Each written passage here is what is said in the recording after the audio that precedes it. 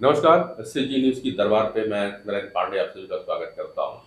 1.5 महीने के चुनावी हलचलों के बाद अब आज चुनाव अभियान अपने समापन की ओर पहुंच गया। चुनाव प्रचार का काम थम गया है और इसी के साथ देश के प्रधानमंत्री नरेंद्र मोदी कन्याकुमारी की ओर निकल चुके हैं ध्यानमग्न होने के लिए।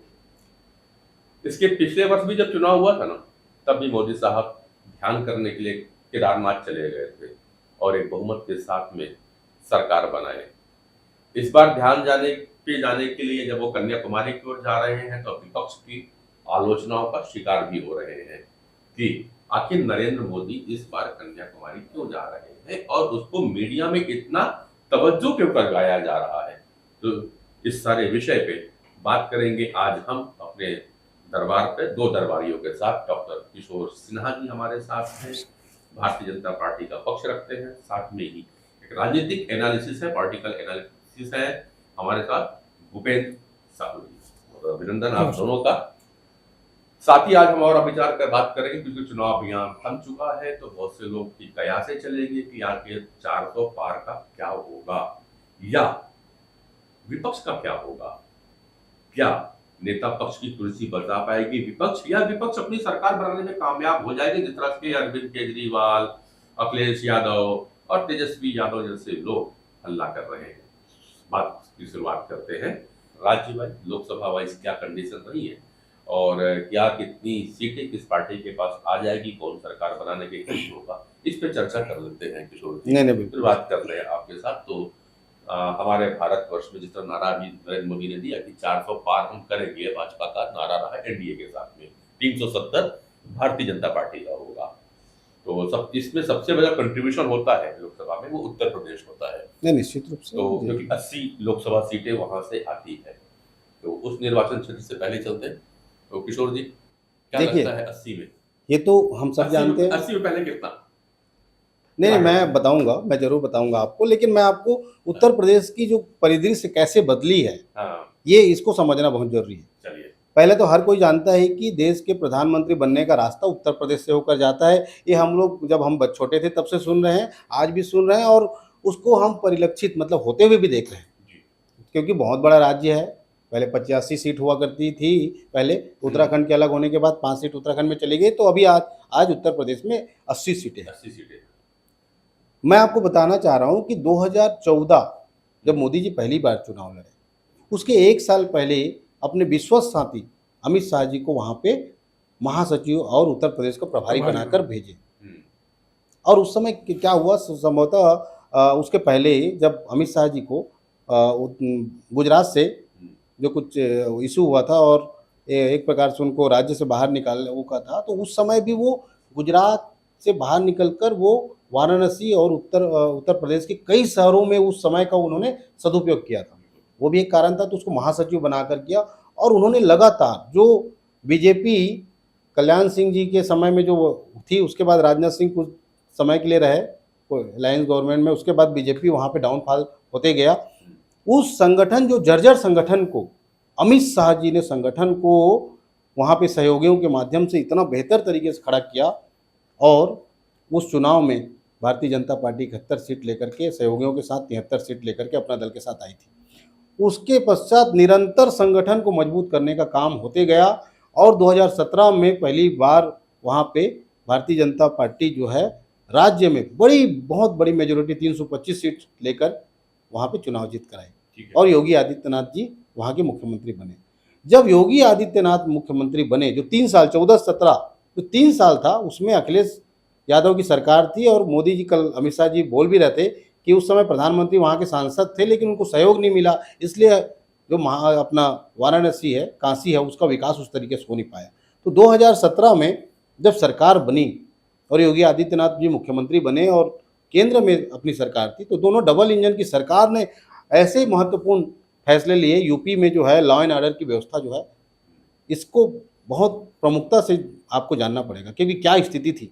आप सुने भी होंगे कि लोग कितना डरते थे। 6 बजे के बाद महिलाएं, बच्चियां, बेटियां घर से निकल नहीं पाती थी। कोई अगर अपना गन्ने का जो गन्ना बेचते थे, उनका पैसा लेके जब आते थे, उस समय तो ऑनलाइन और ये साधन नहीं था, तो लोग पैसा लेके आते थे तो अगर रात है तो वहीं रुक जाते थे, रात में आना नहीं। अगर आप रात में आ रहे हैं तो आपका पैसा कोई लूट लेगा, मतलब ऐसी स्थिति थी।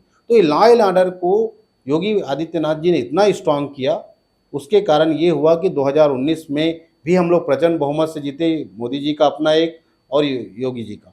अब 2019 के बाद से योगी आदित्यनाथ महाराज जी 2022 में भी सरकार बनाए, थोड़ी सी सीटें कम हुई क्योंकि अलायंस में आकर के उन्होंने सब किया, उसके बाद भी 275 सीटें लगभग हमारी आई और सरकार बनी। अब उसके बाद आप देखिए इसमें कई योजनाएं हैं, लॉ एंड ऑर्डर वहाँ का बहुत बड़ा मुद्दा है, गुंडा राज लगभग समाप्ति की ओर है। आप कई बार मीडिया में देखे होंगे कई लोग कि मुझे गिरफ्तार कर लो, मुझे गिरफ्तार कर लो, जेल में रहेंगे, नहीं तो एनकाउंटर में मारे जाने जाएंगे, ऐसा खौफ है वहाँ पे। दूसरी बात, विकास का आप मॉडल देख लीजिए, अयोध्या डेवलप हो गया, भगवान प्रभु श्री राम जी का भव्य मंदिर बन गया, काशी बहुत विकसित हो गया, छोटी छोटी गलियों वाला काशी आज आप देखेंगे काशी की भव्यता। उसके साथ में मोदी जी की कई योजनाएं हैं, योगी जी की कई योजनाएं हैं। 5 किलो राशन का जो है, जिसको कांग्रेस जो है गाली दे रही थी कि 5 किलो राशन देकर के गरीब बना रहे, 80 करोड़ आपके गरीब है, वही लोग आखिरी चरण आते आते हम लोग स्वयं 10 किलो देंगे बोल रहे हैं। तो आप इम्पेक्ट करिए, जिनके पास खाने का नहीं है उनके लिए 5 किलो राशन का क्या महत्व है वो वही व्यक्ति बता सकता है। आप हम जो बैठे हैं वो लोग शायद इसकी कल्पना नहीं कर सकते। तो ऐसी कई योजना, आयुष्मान भारत है, इलाज कराना कितना ये है। तो इन सब कारणों से, और दूसरी बात 2019 में मायावती जी और समाजवादी पार्टी का जो बहुत बड़ा स्ट्रांग अलायंस था, उस अलायंस में भी भारतीय जनता पार्टी अपने दम पर 62 सीट और अब अपना दल का 64 सीट भारतीय जनता पार्टी जीत कर आई थी। तो अभी कांग्रेस और समाजवादी पार्टी का अलायंस बहुजन समाज पार्टी और समाजवादी पार्टी से ज्यादा मजबूत तो नहीं है। आप जातिगत समीकरण देखिए, उनका जाटा वोट बैंक का एक बहुजन समाज पार्टी का रहता है, फिर इनका MY जो भी करोगे तो तीनों मिलाकर के बड़ा कोलन। अब तो कांग्रेस का वहां 2% 2.5% वोट शेयर है, उनके साथ उनका अलायंस है। मायावती अलग लड़ रही है, कई जगह मायावती के कैंडिडेट बीजेपी को फायदा पहुंचा रहे हैं।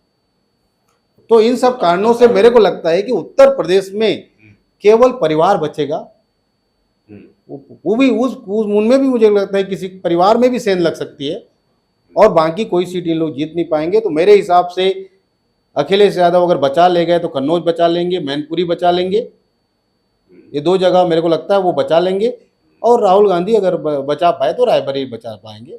ये मेरे को 3 सीट ऐसा लगता है जो उन लोग जीत जाए, और एक आध जगह कहीं पे और थोड़ा सा फाइट है, बाकी ज्यादातर सीट बीजेपी जीतेगी। बीजेपी नहीं में 70 सीटें जीतेगी, 70 80 में 70। मुकुंद जी 70-71 का तो मेरा भी प्रेडिक्शन यही कह रहा है, क्योंकि वहाँ बहुजन समाज पार्टी पूरी तरीके से डाउन हो चुकी है, और बहुजन समाज पार्टी का जो कोर वोट बैंक है, इसे दलित पिछड़े लोग जो हैं, वो कहीं ना कहीं अब बीजेपी में शिफ्ट हो रहा है, जिसका परिणाम 2019 में भी देखने को मिला, 2017 और 2022 के विधानसभा में वहाँ देखने को मिल रहा है।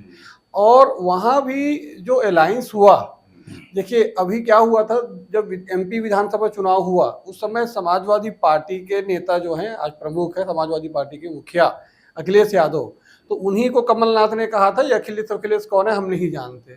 तो उतनी बड़ी गहराई को 3-4 महीने में पाट पाना, उसके बाद अपने कोर वोटर को मर्ज करना, जो कि पिछले बार भी ये आरोप लगा था समाजवादी पार्टी की तरफ से कि हमारे वोटर BSP को वोट दिए लेकिन BSP के वोटर जो है हमको वोट नहीं दिए।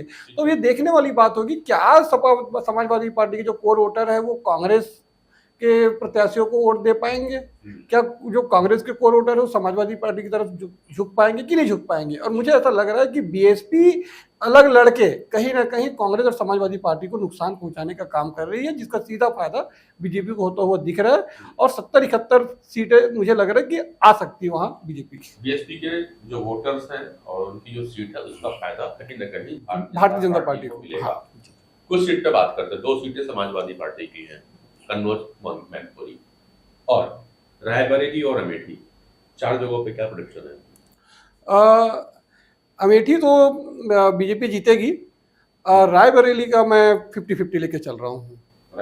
हाँ। ऐसा तो नहीं कन्हैयालाल शर्मा जो टिकट दिया गया तो फायदा कहीं उठा ले जाता है? नहीं, किशोरीलाल शर्मा मुझे नहीं लग रहा, क्योंकि स्मृति ईरानी जिन मुद्दों के आधार पे वहाँ गई, आखिर में उन्होंने चुनाव से पहले वहाँ घर बनाया, अपना मतदाता सूची में नाम जुड़वा लिया, और कहीं ना कहीं भावनात्मक लोगों से वो जुड़ने का प्रयास किया है। मैं एक चीज और आपको बताना चाहूँ, किशोरीलाल शर्मा जो है ना कभी नेता नहीं रहे। कार्यकर्ता थे। वो Management, एक नहीं प्रबंधन, कार्यकर्ता नहीं नहीं मैं प्रबंधन, कोई दूसरा management चीज देखते थे। मैनेजर है, मैनेजर है। बेस्ट मैनेजर है, हाँ। बहुत अच्छा मैनेजर है, लेकिन जनता उसको नेता के रूप में स्वीकार नहीं कर रही है। वो गांधी परिवार का एक मैनेजर है और वो चुनाव बहुत बेहतर तरीके से वो लड़वाते थे, मैनेज करते थे, लोग उसको नेता के रूप में एक्सेप्ट नहीं कर पा रहे। ठीक है। और स्मृति ईरानी ने बहुत बेहतरीन काम किया। उन्होंने जितनी भी सरकार की योजनाएं हैं वहाँ पे बहुत ज़्यादा आप देखेंगे तो उसमें आप गौरीगंज, अमेठी गौरीगंज वाला एरिया जो बोलते हैं, गौरीगंज जिला है ना वो वहाँ पे बहुत कच्चे मकान और घास फूस से बने हुए मकान बहुत रहते थे। वहाँ पे गर्मियों के दिनों में आग लगने की समस्या बहुत होती थी, वो उसके लिए डिश फेमस कुख्यात था वो। और अभी इतने प्रधानमंत्री आवास में इतने पक्के मकान बन गए हैं कि लोगों में वो आग लगने की समस्या कम हो गई। तो ये बहुत से फैक्टर है जिसके कारण मेरे को लगता है कि स्मृति ईरानी कंफर्टेबली जीत रही है।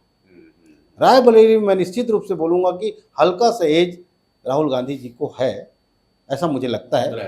कन्नौज में क्योंकि पिछला चुनाव भी सुब्रत पाठक जी जो है बहुत क्लोज मार्जिन से जीते थे। सुब्रत पाठक जी क्लोज मार्जिन में 2014 में हारे थे, 2019 में जीते थे। तो वो जो है चूंकि अखिलेश यादव जी आए हैं तो मेरे को लगता है वहाँ पे मामला थोड़ा सा है।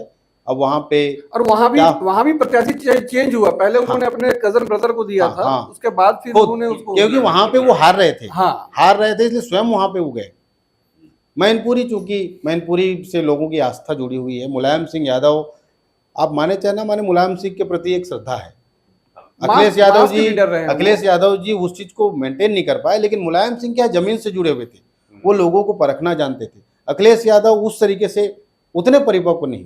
तो मुलायम सिंह का अपना एक इमेज है, विपक्षी लोग भी उनको सम्मान देते हैं। तो मेरे को लगता है कि मुलायम सिंह के नाम से संभवतः डिम्पल जो है मैनपुरी जीत जाए। चले तो अब हम चलते हैं दूसरे राज्य की ओर। दूसरा प्रमुख राज्य अगर कहें तो महाराष्ट्र का आता है, जहां पे लगभग 48 सीटें लोकसभा की हैं।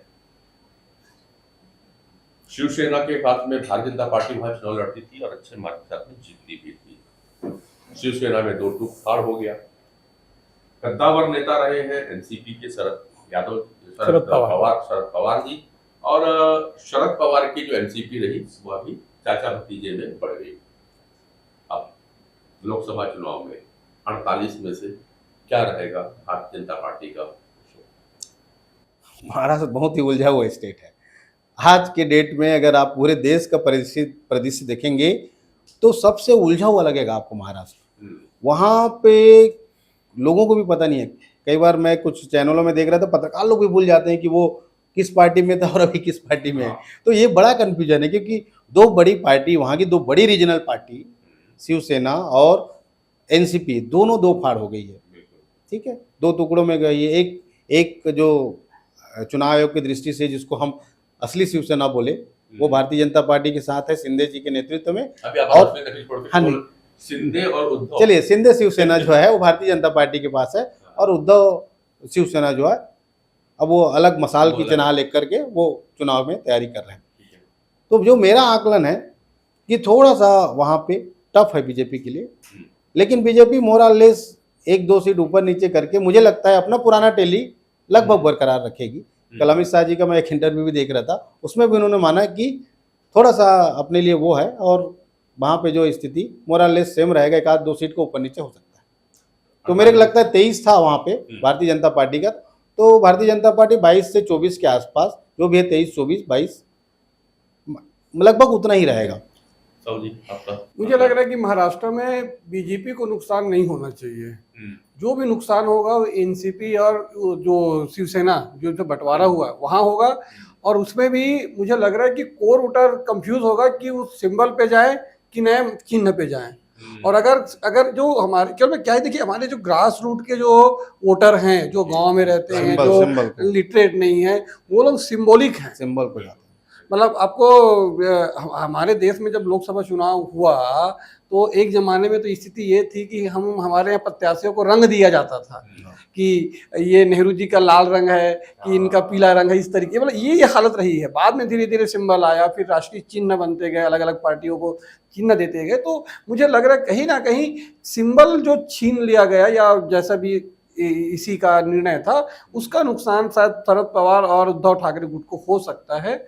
और अगर लोगों में सिंपैथी वोट है तो वो उन्हीं को जाएगा, उन्हीं आपस में ही वो लोग उलझे हुए हैं। मुझे यहाँ कांग्रेस और बीजेपी के लिए बहुत ज्यादा माइनस प्लस की संभावना कम दिख रही है। ये अपना लग रहा है कि अपना जो ये लोग अपनी पोजीशन है उसको बना के रख सकते हैं। दोनों की लड़ाई का कुछ न कुछ फायदा हाँ। जनता पार्टी को भी यहाँ पे शिफ्ट होता दिखाई देता है। जैसे कि अपन यूपी में मान रहे हैं आप लोग की दोनों की बातों से कि लगभग 10% का लाभ यूपी में तो यूपी निश्चित में रूप भारतीय जनता से पार्टी यूपी को में 8 से 10 सीट का बीजेपी को डायरेक्ट यहाँ फायदा पे- है। बीजेपी 25 में चुनाव लड़ती थी, उसमें 23 सीट जीती, और शिवसेना 23 में लड़ करके 18 सीट 18 जीती थी।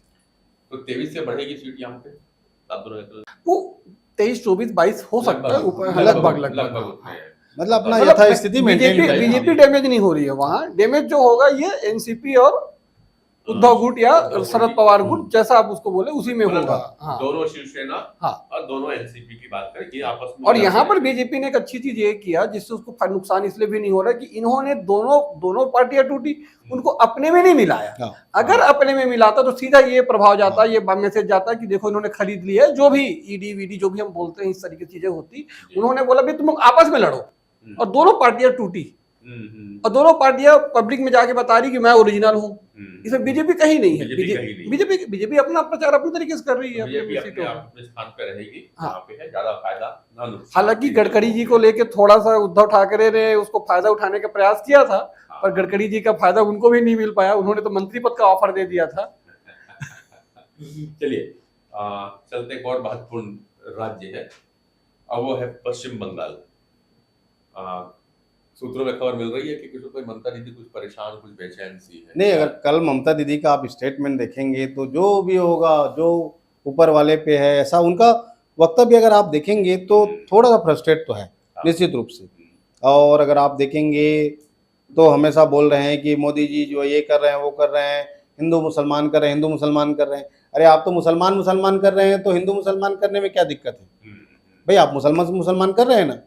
आप जो है कभी ये एक्सेप्ट नहीं कर रहे कि आप मुसलमानों के लिए मैं नहीं कर रही हूँ, आप एक्सेप्ट कर रहे हैं कि मैं मुसलमानों के लिए करती हूँ। आप बस ये आप ये बोलने की कोशिश करते हो कि मैं हिंदू विरोधी नहीं हूँ। इसका मतलब है ना आप तो बैकफुट पे है ना, आप बैकफुट पे हैं। आप बताइए, आप 72 जातियों का 71 जातियों का लिस्ट अभी नया ले हो गया, और 2011 में आपने जोड़ा, दोनों में 122 ओबीसी की जातियां शामिल हुई, उसमें केवल 9 जातियां हिंदू समाज से, और बाकी आपका 110 112 जितने भी जातियां हैं वो मुस्लिम समाज के हैं। जबकि मुस्लिम की वहाँ जनसंख्या 28% है, हिंदुओं को 72% है। तो आप अनुपातिक भी देखते तो उनका 7 8 10 जाति जुड़ना था, हिंदुओं का 100 जाति जुड़ता, तो समझ में आता कि आपका जेन्युइन है। हम जानते हैं कि ओबीसी समाज में मुस्लिमों को आरक्षण है, लेकिन आपका डाटा को देखने से लग जाएगा। आप 5.5 लाख मुसलमानों के जाति प्रमाण पत्र जारी कर दिए, वो किनका आरक्षण खा रहे हैं? ठीक है, वो हिंदू समाज का आरक्षण खा रहा है, वो अन्य पिछड़ा वर्ग के जो आर्थिक और सामाजिक रूप से जो पिछड़े हैं ओबीसी के, उनका आरक्षण खा रहे हैं। भाई आपका आरक्षण तो फिक्स है। भारतीय जनता पार्टी को क्या लाभ मिलेगा? भारतीय जनता पार्टी को इसलिए लाभ मिलेगा क्योंकि जो ओबीसी का वो वर्ग जिनको पूरा उनको लाभ मिलना चाहिए था, उसका तो आधा से ज़्यादा हिस्सा, आधा हिस्सा वो मुस्लिम लोग जो ओबीसी में आए हैं वो खा रहे हैं। तो वो तो ओरिजिनल जो ओबीसी का जो था उनको नुकसान हो रहा है। क्या होगा हाईकोर्ट का जो फैसला है, इससे कुछ लाभ मिल रहा है नहीं, भाजपा को? हाई कोर्ट के फैसले से देखिए, अभी मुझे नहीं लगता है कि बीजेपी को बीजेपी का सभी लाभ तो मिलना ही नहीं है, क्योंकि जो प्रभावित है वो तो दूसरे वर्ग के लोग हैं। जो ममता को कोर बैंक है, इसलिए ममता को ये असंवैधानिक क्या बोल सकते हैं आप, वो देखो वो ये बोल सकती थी कि हम इस हाई कोर्ट के निर्णय के खिलाफ सुप्रीम कोर्ट जाएंगे, उनका कानूनी अधिकार है। लेकिन ये कहना कि हम इसको लागू नहीं होने देंगे, ये थोड़ा सा उचित नहीं था, क्योंकि ये आप जिस संविधान की दुहाई देते हुए सरकार के खिलाफ जा रहे हो, कहीं ना कहीं उसका एक और कांग्रेस मैं आपको स्पष्ट कर दूं कि मायावती की जो स्थिति यूपी में है वो धीरे धीरे ममता बनर्जी, क्योंकि इन्होंने कोई सेकंड पद खड़ा नहीं किया, और इनके जो अच्छे लीडर रहे, स्वयं शुभेंदु अधिकारी जो आज बीजेपी के टॉप लीडर में है बंगाल में, अधिकारी बनने वाले वो इसलिए छोड़ दिए कि उन्होंने अपने भतीजे को आगे किया। वही चीजें मायावती ने किया, तो इन्होंने अपने परिवार को आगे बढ़ाया। उसके बाद लगातार जो आरोप लगते रहे भ्रष्टाचार के, इनके बहुत सारे मंत्री जेल गए। उसके बाद संदेश खाली की विक्टिम को जिस प्रकार से बीजेपी ने टिकट दे दिया। और उसके बाद वो जो एक स्टेट का जो छोटा सा घटना था, जिस पर बड़ा खड़गे जी ने कहा कि ऐसी छोटी मोटी घटनाएं होती रहती है, वो हो सकता है घटना छोटा हो, लेकिन वो आज पूरा नेशनल इश्यूज बन गया वो। तो मुझे लग रहा है जिस प्रकार से उस खंडेर खाली में बीजेपी खड़ा हुई जाके उन विक्टिम्स को उन्होंने सपोर्ट किया, टिकट दिया, तो मुझे लग रहा है बीजेपी वहां बेहतर कर सकती है। पिछली बार 18 बीजेपी निश्चित तौर पर 26 सीट से ज्यादा, कम नहीं होगा, 26 से ज्यादा ही होगा। मैं तो यहाँ बीजेपी को 30 के आसपास ले जा रहा हूँ। तो कुल मिला के 26 से 30 जाती सीट दिखती है, तो 28 के आसपास का एक रेशो बनता है। तो पिछली बार से ग्रोथ यहाँ भी भारतीय जनता पार्टी को लगभग 10 सीटों का फायदा यहाँ पे दिख रहा है। मैं वो भी आकलन करने की कोशिश कर रहा हूँ कि 400 पार के अपन कितने पास पहुंचते। तो 10 यहाँ है और 10 यूपी में बढ़ा दिए आप लोग, है ना। तो 20 सीटें हो चुकी हैं, आगे बढ़ जाते हैं। अगला एक और महत्वपूर्ण है बंगाल के पड़ोस में बिहार। 39 लोकसभा सीटें बिहार की आती हैं। और बिहार की राजनीति में कहें तो जो भारतीय जनता पार्टी का एनडीए का एक अलायंस चल रहा है, नीतीश कुमार जी का जनता दल यू। नीतीश कुमार की अपनी छवि वहां पे काफी कमजोर हुई है और जनता दल भी वहां पे कमजोर हुआ है। और उसके साथ साथ में जनता दल एस जो है इनका लालू यादव का, उसमें तेजस्वी यादव थोड़ा सा मैच्योरिटी के साथ आगे आए हैं और उनको काफी कुछ समर्थन भी मिलता हुआ दिखाई पड़ा है। ऐसे में बिहार में भारतीय जनता पार्टी का प्रदर्शन कैसा उम्मीद करते हो? देखिए, बिहार में भारतीय जनता पार्टी इंटैक्ट है। भारतीय जनता पार्टी बल्कि जितनी वोट मिलता था उससे ज़्यादा मिलेगा। मोदी जी के अपना एक आभामंडल है। मोदी जी जो महिलाओं के लिए, महिलाओं में मोदी जी का एक अपना क्रेज है। तो वो जो महिलाएं हैं, और 3 तलाक से तो मुझे ऐसा लगता है कि कई मुस्लिम महिलाएं भी चुपचाप जो है भारतीय जनता पार्टी को वोट कर रही है। कई लोग, सबको नहीं बोल रहा हूँ, कुछ लोग, और महिलाओं का एक। दूसरी बात, आप नीतीश कुमार वाला जो फैक्टर बोल रहे हैं, नीतीश कुमार कितना भी कमजोर हो जाए, उसके बाद 10, 12, 13% का अपना एक एन ब्लॉक वोट है उनके पास। कुर्मी कुशवाहा वाला जो वर्ग है उसका एक वोट है। और दूसरी बात, जो लोग अभी के जो यंग लोग हैं शायद वो ना जाने, लेकिन जो 30, 40, 45 साल के लोग हैं वो जंगल राज क्या होता है, लालू का जंगल राज आंखों से देखे हैं। तो वो जो लोग हैं ना, अभी का युवा जो पहली बार वोट दे रहा होगा या 25, 26, 27 साल का होगा, वो शायद ना जाने, लेकिन पुराने लोग को जंगल राज क्या है वो मालूम है। तो वो आरजेडी को उतना समर्थन करेगा मुझे नहीं लगता। दूसरी बात, जो पिछला जेडीयू और आरजेडी का जो अलायंस था, वो सरकार था, उसमें जो नौकरी दिए, नौकरी तो खैर मुख्यमंत्री के साइन से ही गया, लेकिन उसको परसेप्शन क्रिएट करने में तेजस्वी आगे निकल गए। और ये मैसेजिंग, तो इसको मैं मानूंगा, इस चीज़ को मैं मानूंगा। 35 साल का युवा है, लेकिन इस चीज़ को मैं मानूंगा कि वो नौकरी मैंने दिया या हमने दिया, ये परसेप्शन के मामले में वो युवाओं में है। ये निश्चित रूप से इसी में मैं आगे जोड़ूंगा, नीतीश का बाहर निकलने का कारण यही था। क्योंकि काम सरकार कर रही थी, लेकिन श्रेय सिर्फ आरजेडी को जा रहा था कि हमने करवाया, कि हमने। और इस पर मैं थोड़ा सा और आपको कहना चाहूंगा कि ये शायद बिहार और देश की राजनीति पहले बार हुआ है, शायद आप लोग इसको मिस कर रहे हैं। वहां सबसे महत्वपूर्ण आज की तारीख में हो गया पूर्णिया की सीट जी, जहां हमारे यहाँ जो छत्तीसगढ़ से राज्यसभा सांसद हैं, उनके पति पप्पू यादव एक दिन पहले कांग्रेस ज्वाइन करते हैं।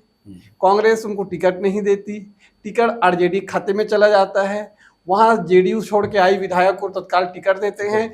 और आप जिस मैच्योरिटी की बात कर रहे थे, मुझे वो बड़ा ताज्जुब लगा कि कैसे मतलब तेजस्वी ऐसा बोल सकते हैं। तेजस्वी ने को यहाँ तक बोलना पड़ा कि अगर आप हमको वोट नहीं देंगे तो बीजेपी को दे दो, पप्पू यादव को मत। तो क्या ये कैसे संभव है? क्या आप उस सीट पे इतना कमजोर हो चुके हो कि आप अगर हमको सीट वोट ना दे तो आप बीजेपी को दे दे? और अगर मैं ये चाहता हूँ 2 मिनट के लिए, अगर मान लो पप्पू यादव जीत भी गया तो आप तो खुश होना चाहिए ना, वो तो कांग्रेस का आदमी है, उनकी पत्नी कांग्रेस में है, तो आखिर में जाएगा तो वो एनडीए गठबंधन में जाएगा। तो आप इतने हतोत्साहित क्यों हो रहे हो? अगर पूर्णिया में ये हालत है तो बिहार की स्थिति बहुत अच्छी नहीं कहा जा सकता। मुझे ऐसा लग रहा है कि पिछले बार आरजेडी 0 थी, वहां वो 2-3 सीटें लेगी। बीजेपी का जो अपना सीट है वो बचा लेगी। नीतीश वाला कोटे में उनको नुकसान होगा, मुझे ऐसा उम्मीद है, वहां पर ऐसा हो सकता है। अगर हम बात करें एनडीए गठबंधन की, तो बिहार में एनडीए गठबंधन को मुझे लग रहा है 4-5 सीटों का नुकसान हो सकता है। 39 में से 33-34 सीटें उनको नहीं, वहां तो ज्यादातर लोग ये भी बोल रहे हैं कि लालू जी को चिंता नहीं है आरजेडी का, लालू जी को चिंता है कि वो दो जो बेटी लोग को टिकट दी है, और वो भी सारण से और पाटलिपुत्र से, हाँ, भगवान करे वो जीत जाए, बस इतना ही उनकी चाहत है। जबकि दोनों की सीट फंसी हुई है और दोनों की स्थिति उतनी अच्छी नहीं है, वो दोनों बेटियां उनकी हार सकती है, लेकिन उनकी इच्छा है कि आरजेडी का जो भी हो लेकिन ये दोनों जीत जाए। लालू जी यही चाह रहे हैं, यही तो परिवारवाद है, इसी से तो लड़ रही है। और यही मोदी जी इसी को बोलते हैं बार बार। तो बिहार में भी बहुत कुछ नुकसान भारतीय जनता पार्टी को नहीं है, और अलायंस को थोड़ा सा अलायंस को थोड़ा सा अलायंस का नुकसान अलायंस को होता है। तो 20 उधर गए थे, 4 सीट यहाँ नुकसान हम टोटल एनडीए में ले लेते हैं। आगे बढ़ जाते हैं। हमारे पास दूसरा बड़ा जो राज्य आता है वो मध्य भारत का आता है, मध्य प्रदेश। 29 लोकसभा सीटें यहाँ पे है। पिछली बार कांग्रेस के पास में 1 सीट गई थी लोकसभा की। हालांकि जब विधानसभा का चुनाव हुआ उसके बाद में पूर्व मुख्यमंत्री मध्य प्रदेश के शिवराज सिंह चौहान ने कहा था कि मैं 29 की 29 कमल मोदी जी खिलाऊंगा, 29 से 29 कमल मैं एक गिफ्ट के रूप में मोदी जी को दूंगा। तो क्या लगता है 29 की 29 कमल जाएंगे? देख, पिछली बार तो 29 में 28 जीती थी, इस बार छिंदवाड़ा में बहुत बहुत बेहतर प्रदर्शन भारतीय जनता पार्टी ने किया है छिंदवाड़ा में। और एक साहू कैंडिडेट है वहाँ पे जो भारतीय जनता पार्टी ने है, और वहाँ पे पिछले बार भी थे, और यंग व्यक्ति है वो। और पहली बार अगर आप कमलनाथ जी और उनके परिवार का आप कहना चाहिए कि बॉडी लैंग्वेज अगर देखेंगे तो लगेगा कि सीट बहुत फंसी हुई है। तो मुझे लगता है कि 28 तो कंफर्म है, और इस 29वें सीट पे 50-50 बोल सकते हैं। दिग्गी राजा हार रहे हैं 100%, हार रहे हैं 100%। देखिए, एमपी विधानसभा चुनाव के बाद मेरे को जानकारी मिला, आपको बताता हूं कि 2-3 सीटों पे है। एक तो ये फंसी हुई बहुत टक्कर है, नेक टू नेक फाइट है। दिग्गी राजा के ऊपर भी लोग दांव लगा रहे हैं, और सतना की सीट पे मध्य प्रदेश में वहां भी लोग थोड़ा सा सुविधा में चल रहे हैं। नहीं, मैं वही चीज जो मैं यहाँ छूट रहा है, मैं ये बताना चाह रहा हूँ, विधानसभा चुनाव और विधानसभा चुनाव के बाद जो कांग्रेस में घटनाक्रम हुई कि 2-3 महीने तक आचार संहिता के पहले तो माहौल ये था कि कमलनाथ बीजेपी ज्वाइन कर रहे हैं, उनके घर में भगवा लहरा गया है, खंडन भी नहीं हो रहा था, और खंडन भी नहीं हो रहा था। और मजेदार चीज, जीतू पटवारी को प्रदेश अध्यक्ष बनाया गया तो उसके बाद एक प्रकार से कोप भवन में चले गए कमलनाथ। तो इस ऐसी अगर संगठन की स्थिति है तो आप चुनाव में कैसे परफॉर्म करेंगे? देखिए, होता क्या है, जब माहौल बनता है, भाई आज तो स्थिति ये है कि फिर वह वापस यूपी में अखिलेश बोलता है हम एक सीट में फाइट कर रहे हैं, 79 जीत रहे हैं, एक में लड़ रहे हैं बस। तो ऐसा हो सकता है क्या? लेकिन बोलने का होता है। और इसी एमपी में मैं समझता हूँ विधानसभा चुनाव में हम बीजेपी की सरकार बनते हुए नहीं देख पा रहे थे, लेकिन जब रिजल्ट आया तो आप देखिए, तो मुझे लग रहा है कि यहाँ हो सकता है इस बार 29 की 29 हो जाए, या वही 27-28 वाला रेशियो जो है आपको देखने को मिल सकता है। 28 के आसपास की है, वरना 29 कमल। और इसमें एक चीज और कि जैसे ही विधानसभा चुनाव आया, सबसे पहला दौरा शिवराज सिंह ने छिंदवाड़ा का किया था, और ये बात आई थी मीडिया में, भोजन भी किया था एक गरीब के घर, सरकार बनने के पहले ही। वो तो बाद में मुख्यमंत्री बदल दिए इन्होंने। तो इसलिए, और हम सबकी निगाहें छिंदवाड़ा पे हुई रहेगी चुनाव में। हम लोग तो बिल्कुल जो चुनाव एनालिसिस आएगा उस पर हम लोग बेकार देखते रहेंगे, और एक छिंदवाड़ा का क्या हो रहा है ना। और एक वो यहाँ वो प्रत्याशी का नामांकन रद्द, जो समाजवादी पार्टी को 1 सीट दिए थे, वो तो ऐसी बीजेपी जीत चुकी है वहाँ। इंदौर भी बीजेपी जीत चुकी है, इंदौर भी जीत चुके हैं वहाँ पे शंकर लालवानी जी। चले अगले थोड़ा सा दक्षिण की ओर चल देते हैं। और भाजपा का एक अच्छा मजबूत गढ़ है दक्षिण में कहा जाए, वो है कर्नाटक। 28 लोकसभा सीटें आती हैं। तो हम पहले आपके पास चलेंगे कर्नाटक की ओर। थोड़ा सा एंटी इनकम्बेंसी रही, एंटी इनकम्बेंसी तो रही, और पिछला विधानसभा चुनाव हारे हैं। लेकिन मैं ऐसा मानता हूँ, अगर गिरी से गिरी हालत में भी बीजेपी वहाँ 20 से कम सीट तो नहीं लाएगी। रेवन्ना जी का बड़ा केस होगा। देखो, रेवन्ना जी का जो खेल हुआ ना, तो रेवन्ना जी का खेल जो है वो आपको बताऊंगा पूरी अंदर की कहानी। रेवन्ना जी के खेल में कांग्रेस इन्वॉल्व है, आपको बता रहा हूँ। रेवन्ना जी जिस कम्युनिटी को बिलोंग करते हैं वो वोकल लीग का समुदाय है, और वोकल लीग का समुदाय का जेडीएस एक पार्टी है, और वो वोकल लीग का जो समुदाय है उसका एक बड़ा नेता है कांग्रेस का DK शिव कुमार। ये रेवन्ना का जो केस है उसको जिसने भी पत्र लिखा था वो 3-4 दिन पहले लिख किया था। तो क्या कांग्रेस ने उस पर कार्रवाई क्यों नहीं किया? क्योंकि उनको मालूम था कि कांग्रेस उस समय कार्रवाई करता तो वोका लिग्गा समुदाय जो है उससे नाराज हो जाता और थोड़ा बहुत अगर वोट मिला होगा कांग्रेस को वो नहीं मिलता, और उसके बाद तुरंत दूसरा चरण का चुनाव हो गया। तो मेरे को नहीं लगता कि बहुत ज़्यादा रेवन्ना केस का इस चुनाव में असर पड़ेगा। तो थोड़ा बहुत पड़ता तो क्यों पड़ता वो मैंने आपको समझा दिया कि कांग्रेस 3-4 दिन तक क्यों कार्रवाई नहीं किया रेवन्ना पे। ठीक है, रही सवाल भारतीय जनता पार्टी, तो भारतीय जनता पार्टी की सीटें निश्चित रूप से कम होगी वहाँ पे, मेरा आकलन है। पिछले बार वहाँ पे संभवतः शायद 25 सीट जीती थी। इस बार मेरे को लगता है बीजेपी 20 सीट जीतेगी और जेडीएस 1 सीट जीतेगी, 1 या 2, क्योंकि जेडीएस में जो अपना एचडी देवगौड़ा साहब है उन्होंने भी अपने अपने सिंबल पे अपने दामाद नहीं, उनका दामाद भी भारतीय जनता पार्टी के सिंबल पे। एक मजेदार चीज ये है बेंगलोर से कि लड़ रहे हैं। रमन्ना वाला भी प्रकरण तब आया है जब उस सीट पे वोटिंग हो चुकी थी। तो बेसिकली कांग्रेस रमन्ना केस के माध्यम से बीजेपी को साधना चाह रही थी, उसको निशाने पे लेना चाह रही थी। दिक्कत ये पर हुई है।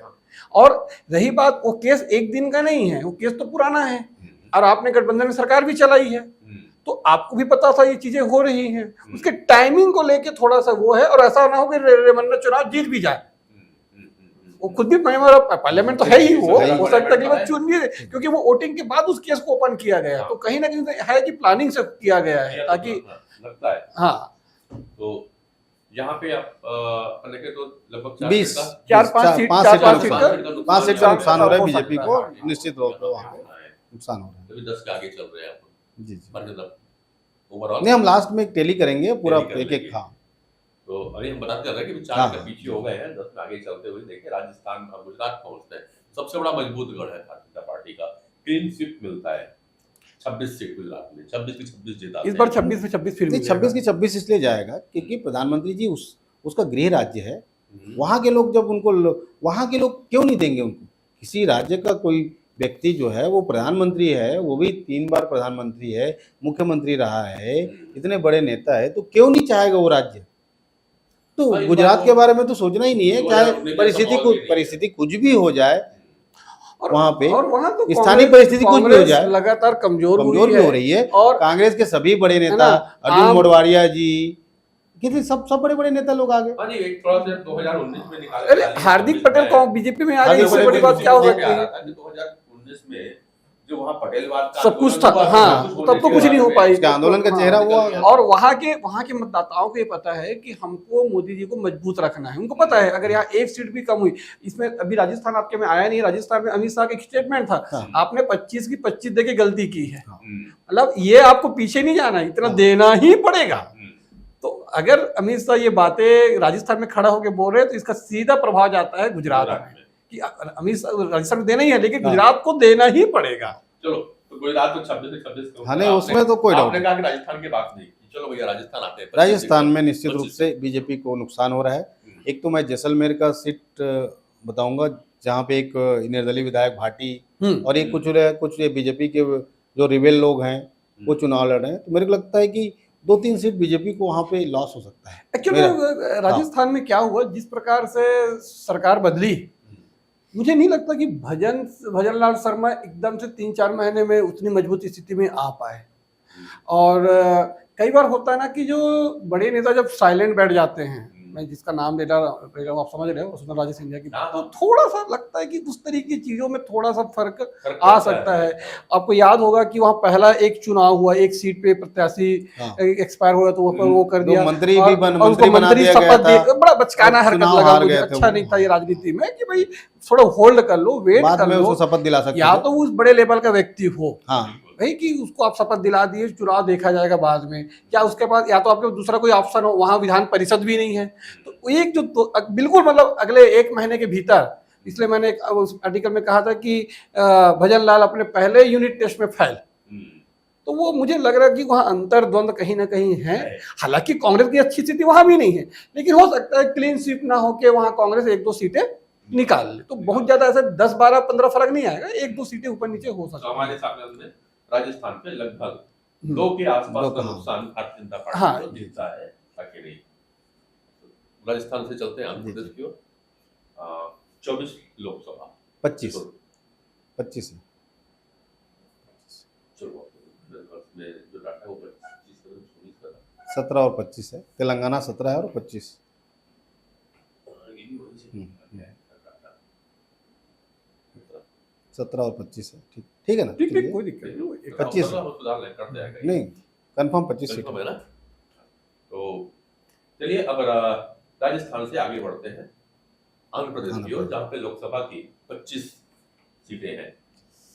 25 सीटें हैं, 6 सीट पर बीजेपी लड़ रही है और संभवतः 1 या 2 सीट पर पवन कल्याण की पार्टी लड़ रही है और बाकी 17 सीटों पे टीआरएस नहीं टीडीपी टीडीपी लड़ रही है। और बीजेपी जो 6 सीटों पे लड़ रही है उसमें 3 या 4 जगह बीजेपी बहुत मजबूत से लड़ रही है। एक जगह तो हमारी छत्तीसगढ़ की जो प्रभारी थी डी पुरेंद्रश्वरी जी, एनटी रामाराव जी की जो सुपुत्री है, तेलुगु देशम पार्टी के संस्थापक, उनकी बेटी जो हमारे राज्य की प्रभारी भी रही है, भारतीय जनता पार्टी की राष्ट्रीय महासचिव है, वो लड़ रही है राजमुंदरई से। और ऐसे 6 सीटों पे बीजेपी लड़ रही है, तो वहाँ मुझे लगता है 3 से 4 सीट बीजेपी वहाँ जीतने की स्थिति में है, अलायंस में। वैसे भी वहाँ पे अलायंस की बात है, अलायंस की बात आंध्र प्रदेश नहीं, बीजेपी के इंडिविजुअल बता रहा हूँ, 3 सीट वहाँ जीत सकती 3 है, सीटें 3 जीतेगी। सीट। और अपने अलायंस के साथ में अलायंस के साथ में बीजेपी वहाँ पे लगभग 17 से 18 सीटें जीत सकती है। तो 18-4-22, हाँ 2 सीटें ही दूसरे की बन जाएगी। नहीं 25 सीटें हैं वहाँ पे। तो वहाँ दो पे अंदर कांग्रेस भी तो है। कांग्रेस एक भी सीट नहीं जीत पाएगी वहाँ पे वाईएसआर कांग्रेस को मिलेगी। वही 6-7 सीट जो है वाईएसआर कांग्रेस को मिलेगी वहाँ पे, ठीक है। मेरे हिसाब से। और वहाँ भी यही प्रॉब्लम है, वहाँ आईआरएस कांग्रेस में पारिवारिक द्वंद्व चालू हो गया हाँ। है भाई बहन के बीच में। देखो हाँ। जगन मोहन रेड्डी की बहन कांग्रेस की वहाँ प्रदेश अध्यक्ष बना दी गई है, आंध्र प्रदेश कांग्रेस की, और वो चुनाव लड़ रहे हैं अपने चचेरे भाई से, जो जगन मोहन रेड्डी की पार्टी से जिन्होंने खड़ा किया, और दोनों भाई बहन लड़ रहे हैं। तो वहाँ पे ऐसी बहुत सी सीटें हैं, तो कई जगह इस कारण से जगन मोहन रेड्डी को भी नुकसान हो रहा है और उसका सीधा फायदा टीडीपी को मिल रहा है। और जो अभी जगन मोहन रेड्डी ने या उनकी सरकार ने जो चंद्रबाबू नायडू को जो गिरफ्तार किया, उसका जो है उनको नुकसान हुआ वाईएसआरसीपी को, और टीडीपी को इसका फायदा हो रहा है। और बीजेपी के आने से, और पवन कल्याण का भी एक आभा मंडल है, क्योंकि बड़ा परिवार से आता है। चिरंजीव जो कांग्रेस में कभी रहे, प्रजा राज्यम पार्टी बनाए, फिर कांग्रेस में विलय कर दिए, उनके भाई का पार्टी है पवन कल्याण, और चिरंजीवी और उसका परिवार, फिर देखो वो चिरंजीवी वाला एक परिवार, फिर एनटी रामाराव जी वाला, एनटीआर वाला परिवार, दोनों फिल्म इंडस्ट्री से लेकर के ही उनका एक आभा मंडल है। तो अभी जो है एक और साथ में बीजेपी और नरेंद्र मोदी जैसा एक बड़ा चेहरा, बड़ा लीडरशिप है। तो मेरे को लगता है इन सब कारणों से बीजेपी और एनडीए वहाँ पे 17-18 सीटों पर जीत सकती है, बीजेपी 3 सीट जीत सकती है। और अच्छी चीज ये रही कि अब चंद्रबाबू नायडू को समझ में आ गया कि वो पीएम नहीं बन सकते, कि 10 साल पहले तक वो पीएम का वो लेके चल रहे थे, और इसीलिए वो एनडीए छोड़ के भी गए। ये जो लोग हैं और भूपेंद्र भाई, ये लोग पीएम कैंडिडेट नहीं बन सकते, ये पीएम मटेरियल समझते हैं अपने आप, और कैंडिडेट कभी नहीं बन पाएंगे। और वाईएसआर के साथ हालांकि पर्दे के पीछे पिछले 5-10 साल से बीजेपी की दोस्ती भी रही है, हर नेशनल इश्यूज पे, राज्यसभा में मदद भी किया, नेशनल इश्यूज पे उन्होंने समर्थन किया हमेशा। तो कहीं ना कहीं ये जो बिखराव हुआ, तो मुझे लग रहा है कि उसका फायदा बीजेपी भी मिलेगा और टीडीपी को भी मिलना चाहिए। टीडीपी और जगन मोहन रेड्डी जो पार्टी है आपस में आगे बस नहीं आंध्र प्रदेश में इस बार सरकार भी जो है, राज्य की सरकार, इस बार विधानसभा चुनाव भी हुआ है वहाँ पे। और निश्चित रूप से मुझे लगता है इस बार वहाँ पे तेलुगु देशम पार्टी परिवर्तन हो सकता है, भारतीय जनता पार्टी पवन कल्याण के साथ अलायंस की सरकार बना।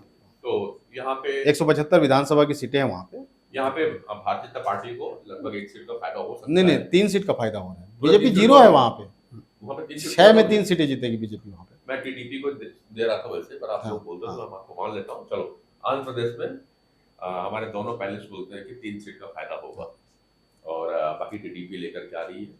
तो चलिए 3 सीट यहाँ गिन लेते हैं जहाँ नुकसान हुआ। नहीं, बीजेपी 6 सीट पे चुनाव लड़ रही है, अलायंस है, तो 3 तो जितना आप लेके जा रहे हो, ठीक है। नहीं टोटल जो है 25 में से 3 बीजेपी को आ गई, टीडीपी को कितना जाएगी? टीडीपी के पास लगभग जाएगी 12 से 13-14 तक, तो 17 हो गया, और एक आध सीट जनसेना का, 18 सीट, 17-18 सीटें, और 7 सीट के आसपास जाएगी वो वाईएसआरसीपी। ठीक है, आइए उड़ीसा चलते हैं। 21 लोकसभा है उड़ीसा में। उड़ीसा में विधानसभा की भी चुनाव है, वहाँ 147 विधानसभा की सीट है और 21 लोकसभा की सीट है, दोनों जगह दोनों एक साथ चुनाव है। और जब परसों जो आखिरी चरण का चुनाव है, उड़ीसा में भी वोटिंग है कई एरिया में, 5-6 लोकसभा पे, उड़ीसा का एक ऐसा ट्रेंड है कि वहां पे जनता जल्दी लोकल पार्टी नवीन पटनायक के ऊपर वोट करती है। नवीन पटनायक बहुत ज्यादा तटस्थ रहने की कोशिश करते हैं, खुल करके बीजेपी के साथ में नहीं आते हैं। हालांकि जब सरकार बन जाती है तो बीजेपी से मदद लेने की पूरी कोशिश करते हैं, विरोध भी नहीं करते वो। ऐसे में जनता वहां भारतीय जनता पार्टी को लोकसभा में कितना वोट कर पाती है? देखिए ऐसे क्या है, ऐसी कौन कौन सी सीटें आपको लगती है जहां पे बीजेपी को कर जाएगी? देख बीजेपी जो पिछले चुनाव में 8 सीटें जीती थी, हाँ। और बीजेपी का जो केडर है पिछले 5 साल में जितना मेहनत बंगाल, तेलंगाना और उड़ीसा, ये 3 राज्यों में बीजेपी का केडर और बीजेपी का जो संगठन है सबसे ज्यादा काम करे। उड़ीसा में बीजेपी को मालूम था कि नवीन पटनायक का कोई सक्सेसर नहीं है, मतलब उनका उत्तराधिकारी नहीं है वहाँ पे। जो एक IAS है जो वीके पांडियन है, वो जो है इनडायरेक्टली सरकार चला रहे हैं, सबको मालूम है। अभी चर्चा भी आ रहा है, और नवीन पटनायक की स्वास्थ्य जो है वो खराब है, वो सब जानते हैं, भले जो भी हो, हल्का फुल्का खराब तो उनको शुरू से चल रहा है। दूसरी बात, वहाँ पे एक रिलक्टेंट जो बोलते हैं ना, कहना चाहिए कि लगातार जब सरकार हो जाती है ना तो एक थकान जैसा आ जाता है। और उड़ीसा की आम जनता, मैं खुद दो लोकसभा जो है बरगढ़ और कालाहांडी जो लोकसभा है, उसमें 7-8 विधानसभा है, वहाँ मुझे घूमने का और चुनाव प्रचार में शामिल होने का और जाने का मौका मिला। मैं देखा कि मैं जितने जगह गया उसमें नौपड़ा जो विधानसभा, वहाँ टफ फाइट लगा मुझे थोड़ा सा। बाकी कई विधानसभा है जिसमें बीजेपी एक तरफा जीत रही है, और बरगढ़ लोकसभा भी जीत रही है और कालाहांडी लोकसभा भी जीत रही है जहाँ मैं गया हूँ। और मेरा वहाँ पे आकलन है कि लोगों में वो लगने लगा है। और वहाँ पे जो भगवान जगन्नाथ का जो एक श्री रत्न भंडार है, उसका वो जो मामला है वो लोगों के दिल में, क्योंकि आप देखेंगे उड़ीसा के एक एक गांव में भगवान प्रभु जगन्नाथ जी के मंदिर आपको मिलेगा। भगवान जगन्नाथ, प्रभु जगन्नाथ से ऐसा अटैचमेंट, उड़ीसा की रग रग में भगवान प्रभु जगन्नाथ बैठे हुए हैं। और वहाँ के रत्न भंडार है, और वो रत्न भंडार की चाबी जो है वहाँ कलेक्टर साहब का, पुरी के कलेक्टर के पास रहता था, और पिछले 6 साल से वो चाबी गायब हो गई। अब गायब हो गई, उसके तरह तरह के अफवाह हैं, क्या सही है क्या गलत है ये बोलना मैं नहीं चाहूँगा, लेकिन हो सकता है वो तहखाने को खोल करके उसके जितने रत्न हैं उसको गायब कर दिए और चाबी गायब हो गई है, ऐसा भी हो सकता है। तो लोग उस पर जो है ना नाराज है। इस पर भारतीय जनता पार्टी और माननीय प्रधानमंत्री मोदी जी ने कहा है कि जैसे ही हमारी सरकार 10 जून को बनेगी हम उसको जो जांच कराएंगे। और मेरे को ऐसा लगता है कि बीजेपी वहाँ पे बड़ी ह्यूज मार्जिन से जीत रही है लोकसभा में। विधानसभा में वहाँ पे टफ फाइट हो सकती है, लेकिन लोकसभा में बीजेपी वहाँ पे लगभग 16 सीट, और चुनाव के पहले बीजेपी और जो है बीजेडी का एक अलायंस का भी चल रहा था, जिसमें बीजेपी लगभग 16-17 सीटें मांगी और वो लोग 13-14 सीट देने के लिए तैयार थे। वो स्वयं कम सीट पे लड़ना चाह रहे थे लोकसभा में, और विधानसभा में बीजेपी को वो 40 सीट के आसपास देना चाह रहे थे, बीजेपी 50 के आसपास मांग रही थी। तो इतना तो बीजू जनता दल को भी पता है कि हमारी शक्ति कम हो रही है, बीजेपी की ताकत बढ़ रही है। और मैं अभी भी बोल रहा हूँ, बीजेपी अपने दम पे सरकार उड़ीसा में बना भी सकती है, और अगर नहीं भी बनाई तो बीजेपी के बगैर बीजेडी सरकार नहीं बना पाएगी, अब मान के चलिए। इसमें एक और फैक्टर मैं जोड़ूंगा कि ये हमें याद रखना चाहिए कि 2022 में राष्ट्रपति उड़ीसा से आई है। जी।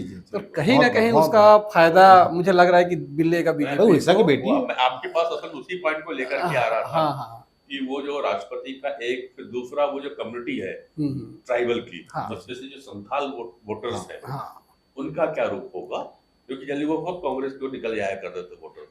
लेकिन अभी पिछले कुछ चुनाव में देखिए कि तो संथाल जो वोट हैं झारखंड में विशेषकर, जिससे खुद शिबू सोरेन के उसमें रहे हैं, वो खुद बीजेपी को वोट करते करते आ रहे हैं। और इस जिस प्रकार से द्रौपदी मुर्मू को राष्ट्रपति बनाया गया, और जो मतलब एक मैसेज गया, मतलब जमीन से जुड़े, देखो वो दिल्ली की नहीं थी, वो दिल्ली या बड़े शहर होती तो शायद गांव, तो गांव में थी। जी। जब उसके पास एक कॉल गया कि आपको राष्ट्रपति के लिए वो किया गया, तो उस समय कम्युनिकेशन भी नहीं हो पा रहा था, कुछ घंटे तक तो स्थिति ये थी। तो आप समझ सकते हैं कितने ग्रास रूट से वो जुड़ी हुई महिला है, जिस प्रकार से उसके पारिवारिक बैकग्राउंड रहा, कैसे वो संघर्ष करी, जिस प्रकार से बच्चे पति खोई। तो वैसे लोगों को जब आप कहीं बड़ा पद देते हैं, आगे लेके जाते हैं, तो जमीन से जो जुड़े हुए मतदाता हैं, जो आपके कोर वोट बैंक, उसको काफी प्रभावित करता है। और मुझे लग रहा है कि द्रौपदी मुर्मू का राष्ट्रपति बनने का जो पॉलिटिकल जो फायदा जो है, सिर्फ उड़ीसा नहीं, झारखंड में भी होगा, छत्तीसगढ़ के बस्तर का भी इफेक्ट कर रहा है, और जो तेलंगाना आंध्र का जो हिस्सा है उसको भी वो कवर करेगा। ठीक है, आते हैं आएंगे, झारखंड में भी आएंगे और हम तेलंगाना में जाएंगे, छत्तीसगढ़ की बात करेंगे। उसके पहले एक राज्य ऐसा है जहां भारतीय जनता पार्टी खाता नहीं खोल पाती, कि वहां पे दो ही लोग लड़ते हैं, या लेफ्ट या कांग्रेस। केरला नहीं 20 लोकसभा। नहीं नहीं, बिल्कुल सही बोल रहे हैं। केरल में भारतीय जनता पार्टी का अभी तक खाता खुला नहीं है, लेकिन भारतीय जनता पार्टी का वहाँ पे एक वोट बैंक है, वो सीटों में कन्वर्ट नहीं हो पा रही नहीं हो है। पा रहा। हमारी वहाँ भारतीय जनता पार्टी का भी संगठन है और वहाँ पे संघ की जड़ें भी बहुत मजबूत है, लेकिन वो सीटों में कन्वर्ट नहीं हो पा रही। उसके पीछे कारण है, एक्चुअल में वहाँ पे भौगोलिक तो नहीं कहना चाहिए कि जियोलॉजिकल जो Political। कहना चाहिए कि वो जो जियोग्राफी और वो जो अलग अलग समुदाय का जो वोट है, मुसलमान का एक लगभग 27-28% है, 25% क्रिश्चियन समाज का है, फिर जो है हिंदू समाज 52% के आसपास है। तो वहाँ पे क्या है कि बीजेपी लंबे समय तक रही भी नहीं रही वहाँ पे कम्युनिस्टों का गढ़ रहा वो। केरल और पश्चिम बंगाल, त्रिपुरा, 3 जगह ही कम्युनिस्ट लोग सिमट के रह गए। अब तो वहाँ से भी चले गए, त्रिपुरा तो खाली करा दिया बीजेपी ने। तो वहाँ पे होता क्या था कि मुस्लिम लेफ्ट केवल केरल में रह गई है। हाँ, एक ही सरकार है, अब पूरे केरल में। तो क्या होता है कि जो मुस्लिम का एक वर्ग है, मुस्लिम समाज है, वो लगभग एन ब्लॉक होकर के वो वोटिंग करती कांग्रेस की तरफ। फिर क्रिश्चियन जो समुदाय है वहाँ, मैं पुराना आकलन बता रहा हूँ, वो वोटिंग करती थी, वो दोनों मिल करके करते थे किनको, कांग्रेस को वोट। और जो हिंदू वाले जो है वो कम्युनिस्टों को वोट करते थे वहाँ के जो केरल के जो हिंदू हैं, और खास करके जो नास्तिक लोग हैं वो लोग तो एकदम कम्युनिस्ट को ही वोट करते हैं।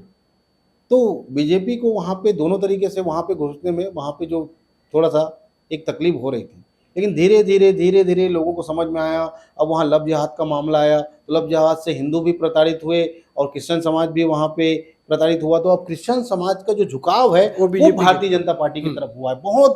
बहुत तरीके से मतलब पोलराइज हो रही क्रिश्चियन समाज। मतलब आप बोलेंगे तो पूरे देश में सबसे ज़्यादा क्रिश्चियन समाज में अगर कोई बीजेपी को वोट कर रहा है तो वो केरल का क्रिश्चियन समाज इस बार बीजेपी को बहुत काफ़ी हद तक वोट कर रहा है। उसके पीछे लव जिहाद बहुत बड़ा मुद्दा है, और लव जिहाद में कौन लोग इन्वॉल्व है अब उसका नाम लेना उचित नहीं है, लेकिन आप जानते हैं, और ISIS में शामिल, और वो अपन देखे हैं। और जो कम्युनिस्टों का बड़ा वोट बैंक जो है, जो हिंदू समुदाय था, उनको वहाँ पे आत्मज्ञान और सब हो रहा है, पूरे धर्म संस्कृति और वो का, तो वहाँ से भी वोटिंग मिल रही है। दूसरा, केरल के लोग पूरे दुनिया में रहते हैं, पूरे दुनिया गल्फ कंट्रीज में रहते हैं, तो मैं पहले भी उस पर अपन बात करते हैं, यूक्रेन से जो वो सब है, और वहाँ पे उन लोग जाके काम करते हैं। देश की स्थिति बदल रही है, वहाँ पे सम्मान हो रहा है, भारत का सम्मान हो रहा है, देश का सम्मान हो रहा है, मोदी जी का अपना एक ऑरा मंडल है। उन सबको देखते हुए जो है केरल के लोग जो है भारतीय जनता पार्टी, यूथ लोग जो खास करके नौकरी पेशा में है विदेशों में, उन लोग, तो मेरे को लगता है केरल में निश्चित रूप से खाता खुलेगा 1 या 2 सीट पर, वहाँ पर त्रिशूर, तिरुवनंतपुरम और एक आध जो सीट है। और मेरा तो ये है कि वह बीजेपी खाता खुलेगा कि नहीं खुलेगा, मुझे उससे ज्यादा इंटरेस्ट इस बात पर है कि क्या राहुल वायनाड हार रहे हैं। वो आपसे विश्लेषक लोग पूछना था कि 2 में है, और जल्दी गांधी परिवार तभी सीट बदलता है जब एक सीट पे लूज करना होता है। अमेठी से पहले इंदिरा गांधी का भी इतिहास हो ही रहा है।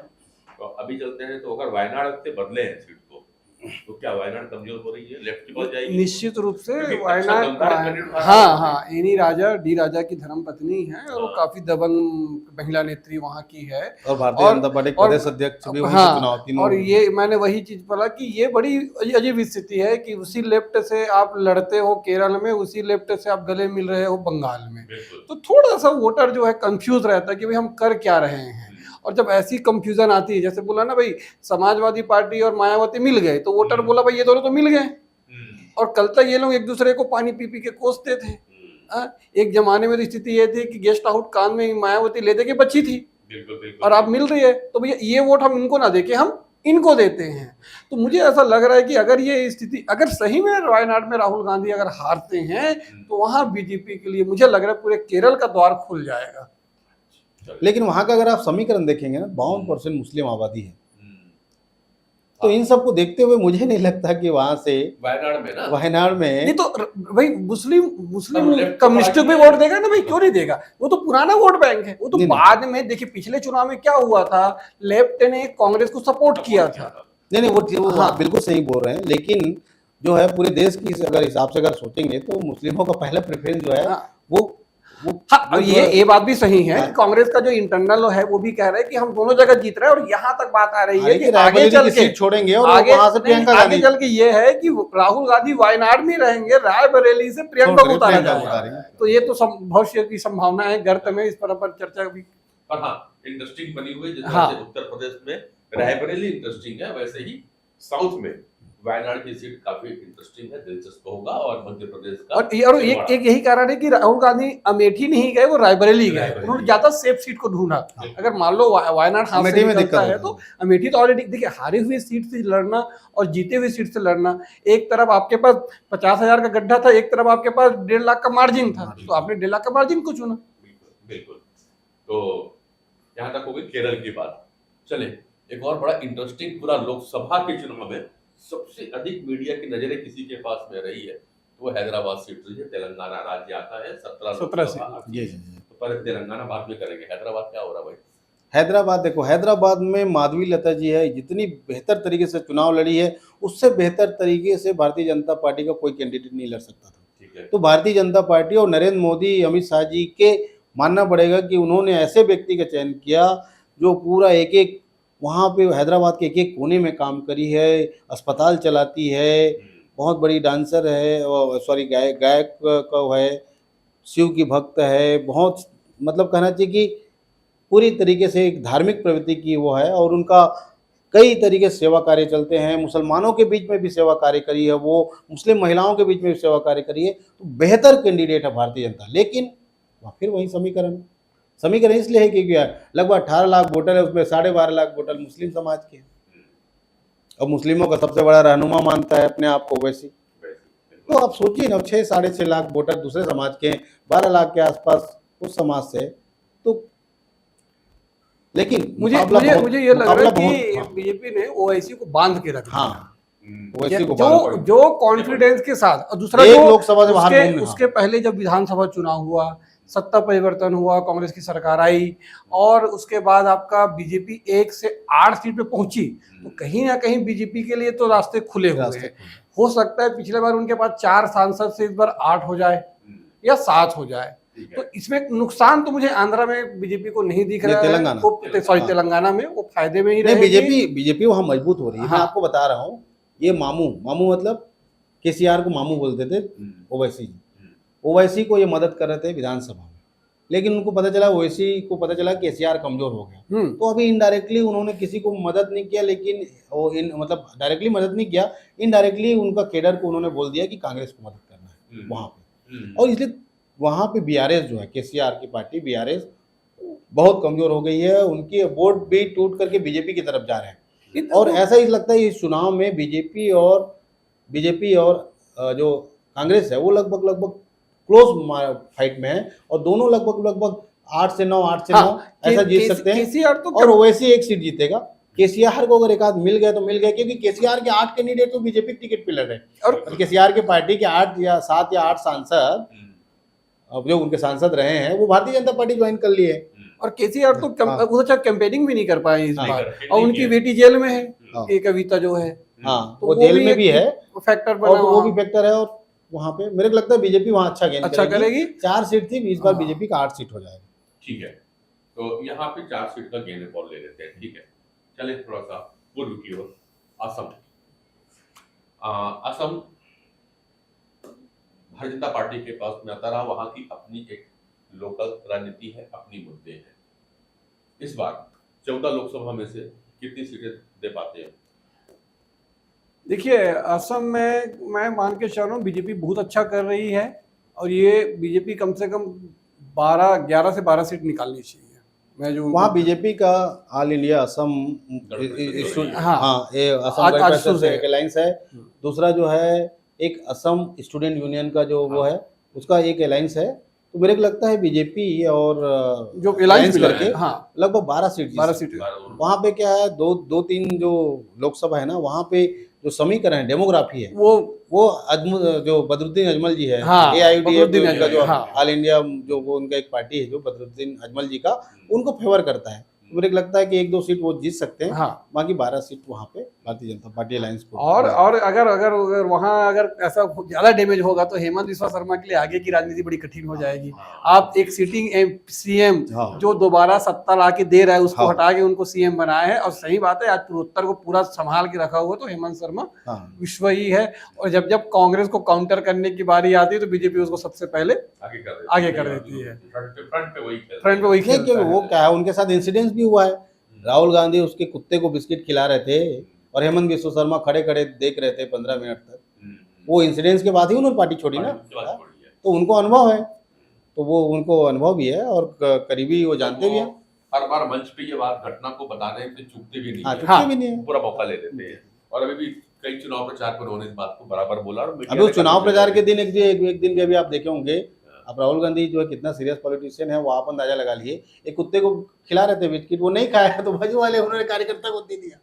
अब आप समझिए, मैं ये नहीं बोल रहा हूँ वो कार्यकर्ता वो बिस्किट खाया कि नहीं खाया, अगर उसको देना था दूसरा बिस्किट दे सकते थे।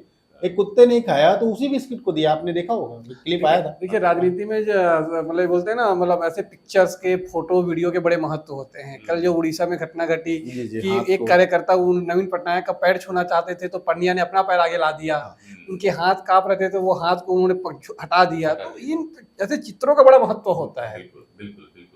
इसीलिए शायद विपक्ष अब मोदी जी के योग से भी साधना से भी परेशान है कि वो फोटो आएगा तो उसका डायरेक्ट असर बंगाल में पड़ सकता है। तो उनके होगा ही, क्योंकि विवेकानंद राग मेमोरियल और विवेकानंद जी से पूरे बंगाल जुड़ा हुआ है। भद्रलोक, बंगाल का जो भद्रलोक है, और उसी भद्रलोक जो कोलकाता के आसपास 9 सीट है, उसी पे चुनाव हो रहे हैं। वो लगभग इसीलिए विपक्ष परेशान भी है। ममता सबसे ज्यादा परेशान है, बोल भी नहीं रहे हैं, बोल भी नहीं पाते। लेकिन परेशानी का कारण ये भी है जो आप इशारा कर रहे हैं।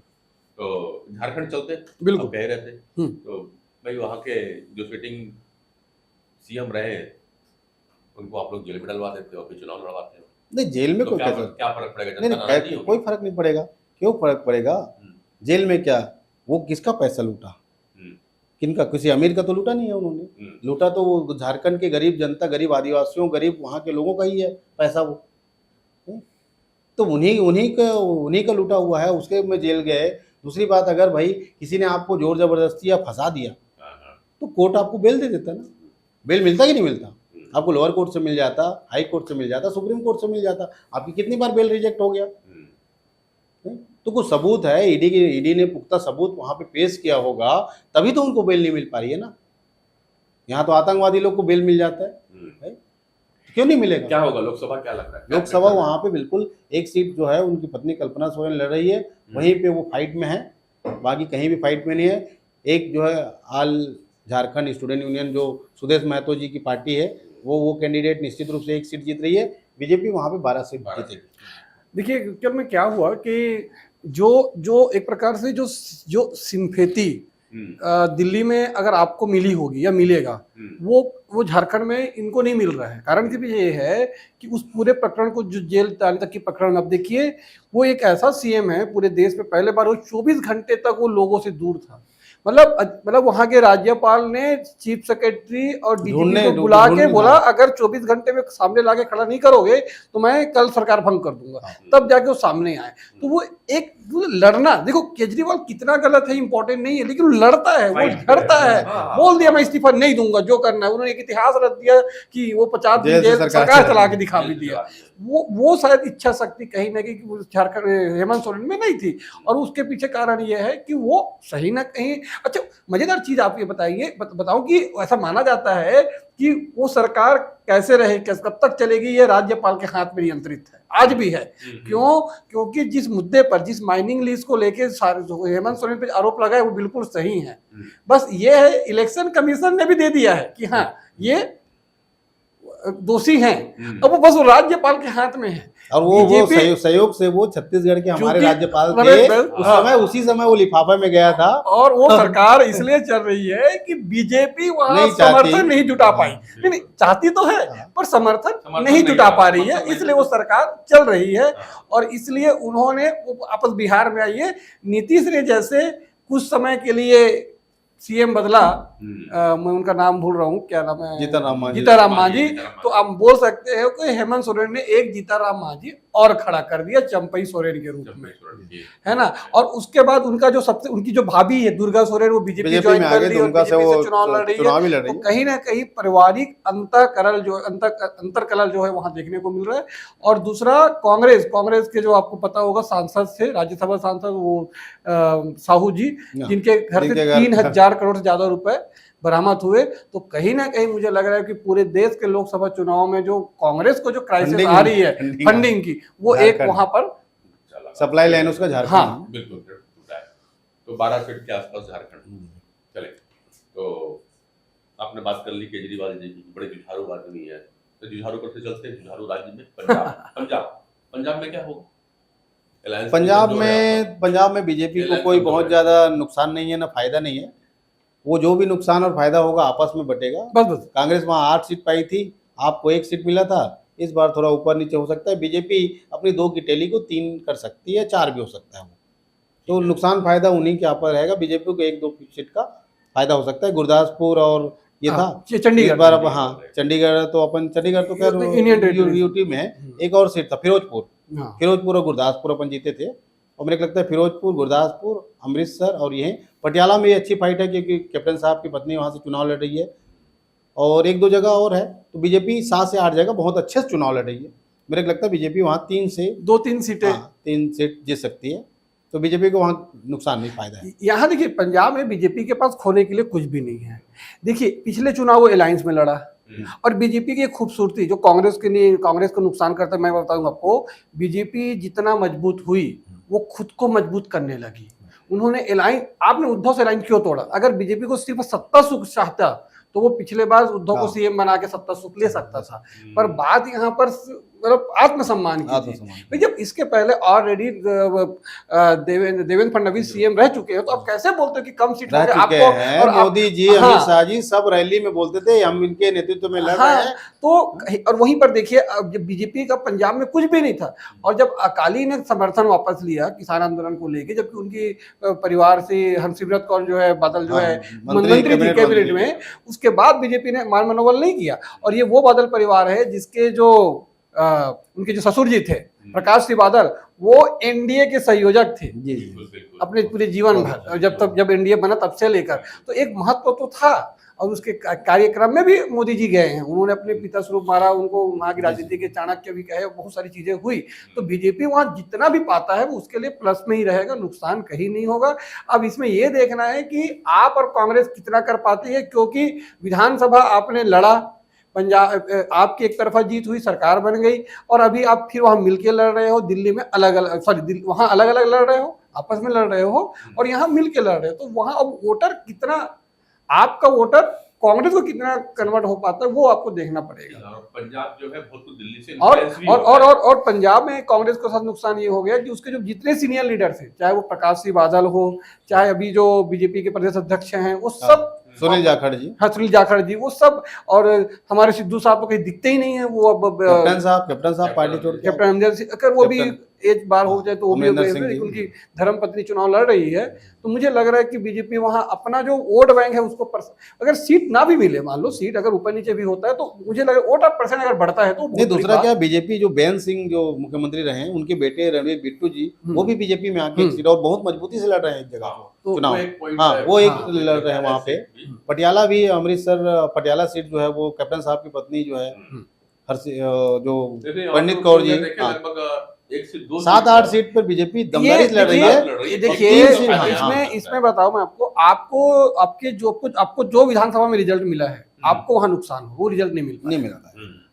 और वो एक मैसेज भी गया लोगों में कि मतलब जो अभी जो वहाँ जो सीएम है पंजाब के, वो इंडिपेंडेंस नहीं है, वो केजरीवाल के उसमें काम कर रहे हैं। तो इस तरीके से बहुत सारी चीजें, उनका नशाखोरी का बहुत सारी मुद्दे उठे, और पंजाब पे तो ये सब चीजें देखते ही हैं हम लोग जिस प्रकार से। तो मुझे लग रहा है कि वहाँ बीजेपी को थोड़ा सा अपॉर्चुनिटी और बेहतर 1 से 2 सीट का फायदा बीजेपी को मिल सकता है, आराम से हो सकता है, ऐसा आकलन है। तो लेकिन किसान आंदोलन को भी ध्यान रखना पड़ेगा। किसान आंदोलन से उसका भी आप जब आगे जाओगे तो हरियाणा में बड़ा इफेक्ट पड़ रहा है। मैं हाँ इसीलिए हरियाणा हाँ, आया था, 10 वो लोग दोनों आए। एक ही स्टेट है, और, किसान आंदोलन से प्रभावित। ये दोनों किसान आंदोलन का जो सबसे बड़ा असर दिखता है वो पंजाब की बजाय हरियाणा हरियाणा में ज्यादा दिखाई देता है। इसलिए आप किसान आंदोलन की बात करें और उसके पीछे कारण ये है कि वहाँ बीजेपी की सरकार है, बीजेपी इसलिए सरकार प्रभाव ज्यादा दिखता है दिखता वहाँ है। पर। बिल्कुल। तो बीजेपी की विधानसभा में सरकार है और मुख्यमंत्री भी अभी आपने बदल दिया बीजेपी का, वहां पे उसका क्या फायदा या नुकसान? देखो लोकसभा अब बीजेपी क्या है, बीजेपी ये 100 दो मुद्दे हैं। हाँ आपने सीएम भी बदला है हाँ और दूसरा किसान आंदोलन का प्रभाव। मैं हरियाणा। वही दोनों बताना चाह रहा हूँ, वो दोनों ही चीज़ है। एक तो बीजेपी जो है टाइमली बहुत ज़बरदस्त एक्शन लेते, बीजेपी जहाँ लगता है, देखो उत्तराखंड में 2 बार नहीं 3 बार सीएम बदला, लेकिन पुष्कर धामी जो है, पुष्कर धामी जी वो रिपीट होकर आए। बीजेपी बहुत स्मूथली जो है, बीजेपी में सत्ता परिवर्तन होता है, कोई जो है कोई कंट्रोवर्सी होता नहीं है, आप कहीं भी देख लीजिए। ठीक है, यहाँ भी हुआ। आज मोदी जी तारीफ कर रहे थे रैली में खट्टर साहब का, शाम को जो है अगले दिन 10 बजे जो है उनका इस्तीफा हो गया, समझ रहे हो? तो वहाँ पे जिनको दिया है सैनी, मैं वो वहाँ पे बहुत गरीब था। खट्टर साहब जो है ना बहुत अच्छा मैनेज किए, वो पंजाबी बैकग्राउंड के थे, पंजाबी है वो, खट्टर साहब पंजाबी है, लेकिन बीजेपी की एक खासियत है ना, मराठा के राज्य में जो है एक ब्राह्मण को मुख्यमंत्री बना देते हैं। ठीक है, और वहाँ पे जो है जो जाट लोग बाहुल है, वहाँ पे पंजाबी को मुख्यमंत्री बना दिए। अभी क्या हुआ, वहाँ पे जो जाट लोग हैं ना, जाट लोग 3 पार्टियों में बैठे हुए हैं। मैं तो बीजेपी वहाँ जो है टेक्टिकली जीतेगी कहना चाहिए वहाँ पे, लेकिन हाँ 1-2 सीट का नुकसान हो सकता है, लेकिन जाट को INLD जाट का वोट INLD चाहती है।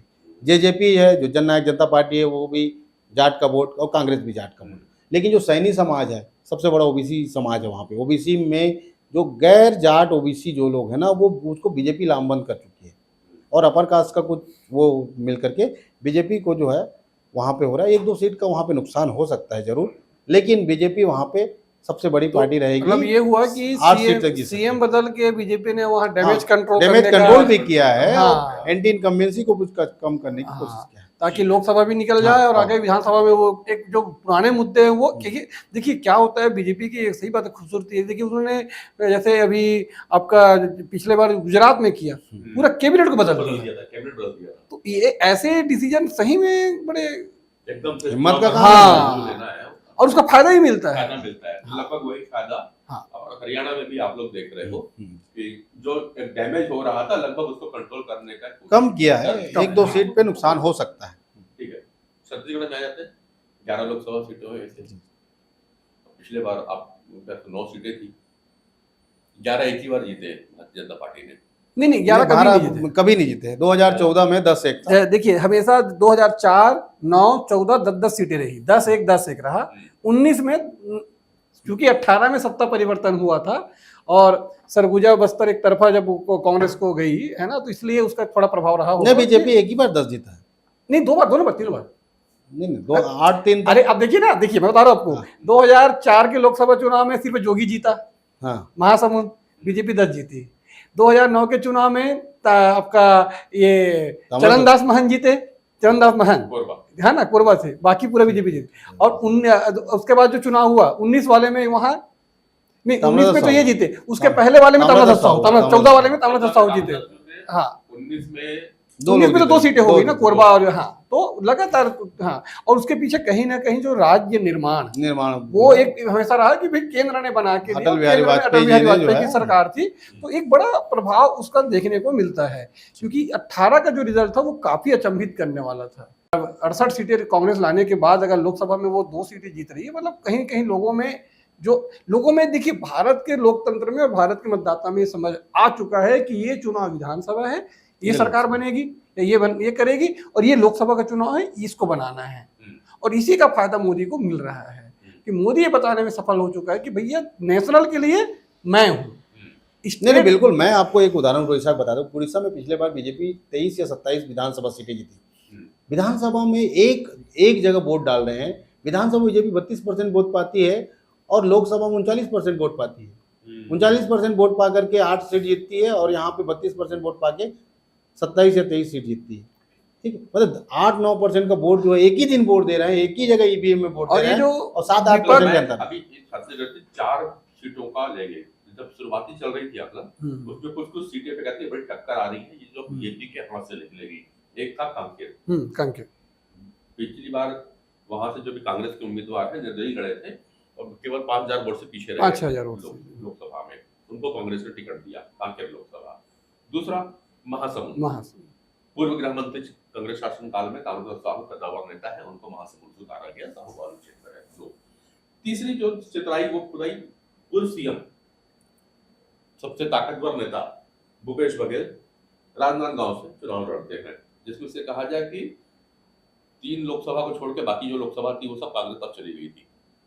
राजनांदगांव का उस लोकसभा की बात करें तो विधानसभा की जो बाकी सीटें हैं वहां पे कांग्रेस के विधायक ज्यादा है। नहीं, राजनांदगांव को छोड़कर सभी सीट कांग्रेस जीती है। कांग्रेस के पास। राजनांदगांव से डॉक्टर रमन सिंह जीते हैं, बाकी बस तो पूरी की पूरी कांग्रेस के पास गई, इसलिए तो वहां भूपेश बघेल का टक्कर देखते हैं। हाँ। चांपा में आते हैं, चांपा लोकसभा में आते हैं, जांजगीर एक और जांजगीर चांपा का जो लोकसभा क्षेत्र है उस क्षेत्र पे जब आते हैं तो वहां पे भी एक कद्दावर नेता चुनाव लड़ रहे हैं और वहां का जो वोटर एक विशेष समाज का आता है जो कि भारतीय जनता पार्टी के बहुत करीब नहीं होता ऐसा माना जाता है। और एक कोरबा जो काफी समय से पूर्व विधानसभा अध्यक्ष पूर्व मंत्री चरणदास महंत का गढ़ माना जाता है लोकसभा के पैटर्न पे। ये जो अब चुनाव होने के बाद अब आप लोग का मैं प्रेक्षण देख रहा हूँ, किन किन सीटों पे लगता है कि कांग्रेस बाजी मार रही है?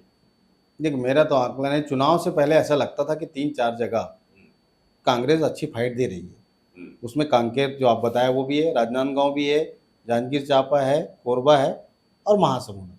लेकिन चुनाव होते होते होते ऐसी सब जो खबरें आ रही है और जो इनपुट मिल रहे हैं उसके तहत 3 जगह कांकेर में क्लोज मार्जिन से जीत होगी, कोरबा में भी क्लोज मार्जिन से जीत होगी, बाकी बीजेपी सभी जगह पूरी 11 सीट जीत रही है, 1-2 जगह क्लोज मार्जिन से बीजेपी जीत रही है, ऐसा खबर हमारे पास है।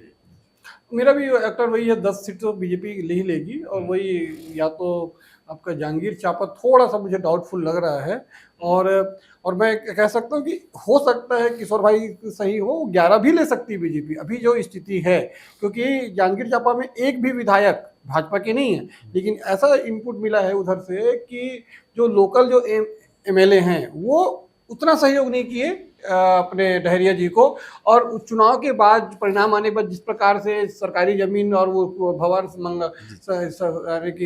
सरकारी कब्जे का जो मामला चला वो थोड़ा सा काफी उनको मुझे लगता है वो डैमेज, और कहीं ना कहीं एक जो होता है, क्योंकि देखो जब आप नए लोग आएंगे तो अपने एक नया संगठन खड़ा होगा तो उसका थोड़ा सा इफेक्ट तो रहता ही है। तो मुझे लग रहा है कि हो सकता है 1-8 सीट कांग्रेस निकाल ले।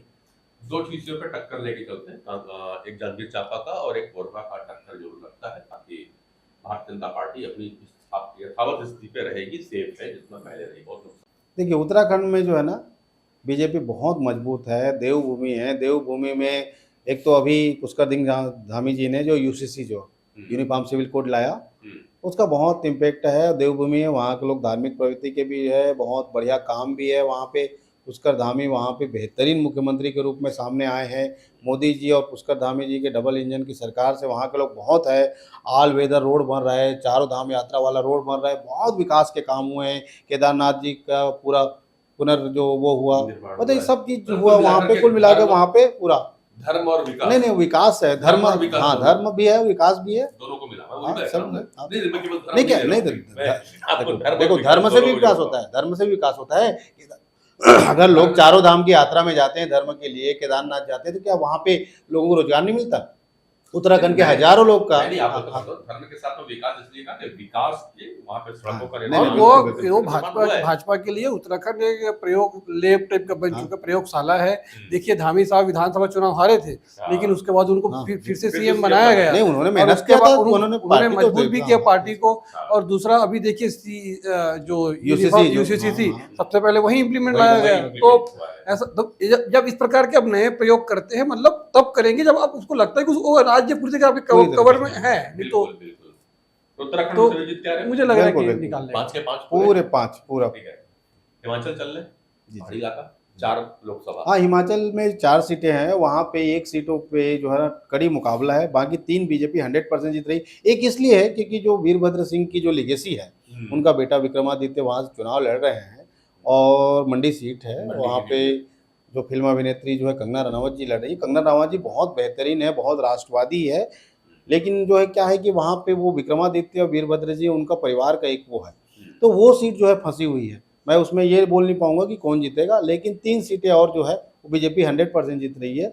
ये चौथी सीट जो है वो 50-50 है मेरे हिसाब से। मुझे लग रहा है कि वहाँ बीजेपी निकालेगी चारों सीटें, क्योंकि आप हम सिर्फ वर्तमान परिप्रेक्ष्य देख रहे हैं। हम इस चुनाव के पहले जो वहाँ स्थिति हुई कि सरकार गिरते गिरते बची, हाँ 6 है विधायक ना, इस्तीफा, विधायकों का जिस प्रकार चीजें हुई, जिस प्रकार से स्वयं विक्रमादित्य सामने सिंह आए माल कि मेरे पिताजी के लिए 2 गज जमीन नसीब नहीं हुआ, वगैरह वगैरह जो चीजें हुई, तो मुझे लग रहा है कि जो ये जो अंतर्द्वंद जो कांग्रेस का है वो वहाँ देखने को मिल रहा है। और जिस प्रकार से महिला और मंडी रेट और ये सब को लेके जो कांग्रेस प्रवक्ता ने जो बातें कही, वो कहीं ना कहीं लग रहा है कि वो लोगों तक गलत मैसेज। हाँ ये जो मंडी में हाँ ये मंडी एक और एक महिला स्मिता बहुत बड़ी और चीज है। मैं ये मानता हूँ कि ये सीट काफी बीजेपी के लिए इम्पोर्टेंट है, क्योंकि कंगना रनावत को सिर्फ आप हिमाचल तक सीमित नहीं रख सकते। जी, जी, उसकी लड़ाई महाराष्ट्र से चालू हुई जी है। जी जी बिल्कुल बिल्कुल। हाँ, तो वो आज की तारीख में हाँ थोड़ा सा बोलने के मामले में कभी कभी बोल देती है, ठीक है, अभी राजनीति में नहीं लेकिन है। मुझे ऐसा लग रहा है कि वो जीतना चाहिए और जीतेगी। मुझे ऐसा लग रहा है कि वो जिस एग्रेसिव तरीके से लड़ रही है। तो विश्लेषण तो 4 है, इधर से 3 सीटें आती है फिलहाल। नहीं 3 तो कंफर्म है, चौथा भी हो सकता है। वो वहाँ पे मुकाबला है, मेरा बोलने का मतलब। हाँ चले अरुणाचल प्रदेश चलते हैं। अरुणाचल में बीजेपी के दो टॉप लीडरशिप है वहाँ पे। एक तो किरण रिजिजू जी और तापिर गांव जी, 2 बड़े नेता हैं, कोई दिक्कत नहीं बीजेपी को दोनों सीट। अरुणाचल एक क्लीन सीट है। गोवा भी दोनों सीट है। बीजेपी पिछले बार 1 सीट जीती थी, एक कांग्रेस जीती थी। इस बार जो एक गोवा की सीट है ना, 1-2 सीटें उसमें तो हो सकता है एक तो मिल ही जाएगा। बहुत बड़े उद्योगपति जो वो है, और साउथ गोवा संभवतः, वहां से वो बीजेपी जो वो था, मेरे को लगता है वो भी निकलने में, तो दोनों सीट निकलेगी। मणिपुर में थोड़ा सा दिक्कत है, मणिपुर में थोड़ा दिक्कत है, बोलना मुश्किल है वहाँ पे। मणिपुर में मुश्किल है। तो ऐसे भी वैसे मणिपुर में डायरेक्ट बीजेपी है भी नहीं, उसके अलायंस वाले लोग हैं। नहीं मणिपुर में डायरेक्ट बीजेपी है, डायरेक्ट बीजेपी। लोकसभा में हाँ डायरेक्ट, दो लोकसभा में भी और विधानसभा में डायरेक्ट बीजेपी का है। मेघालय में अलायंस लोग हैं।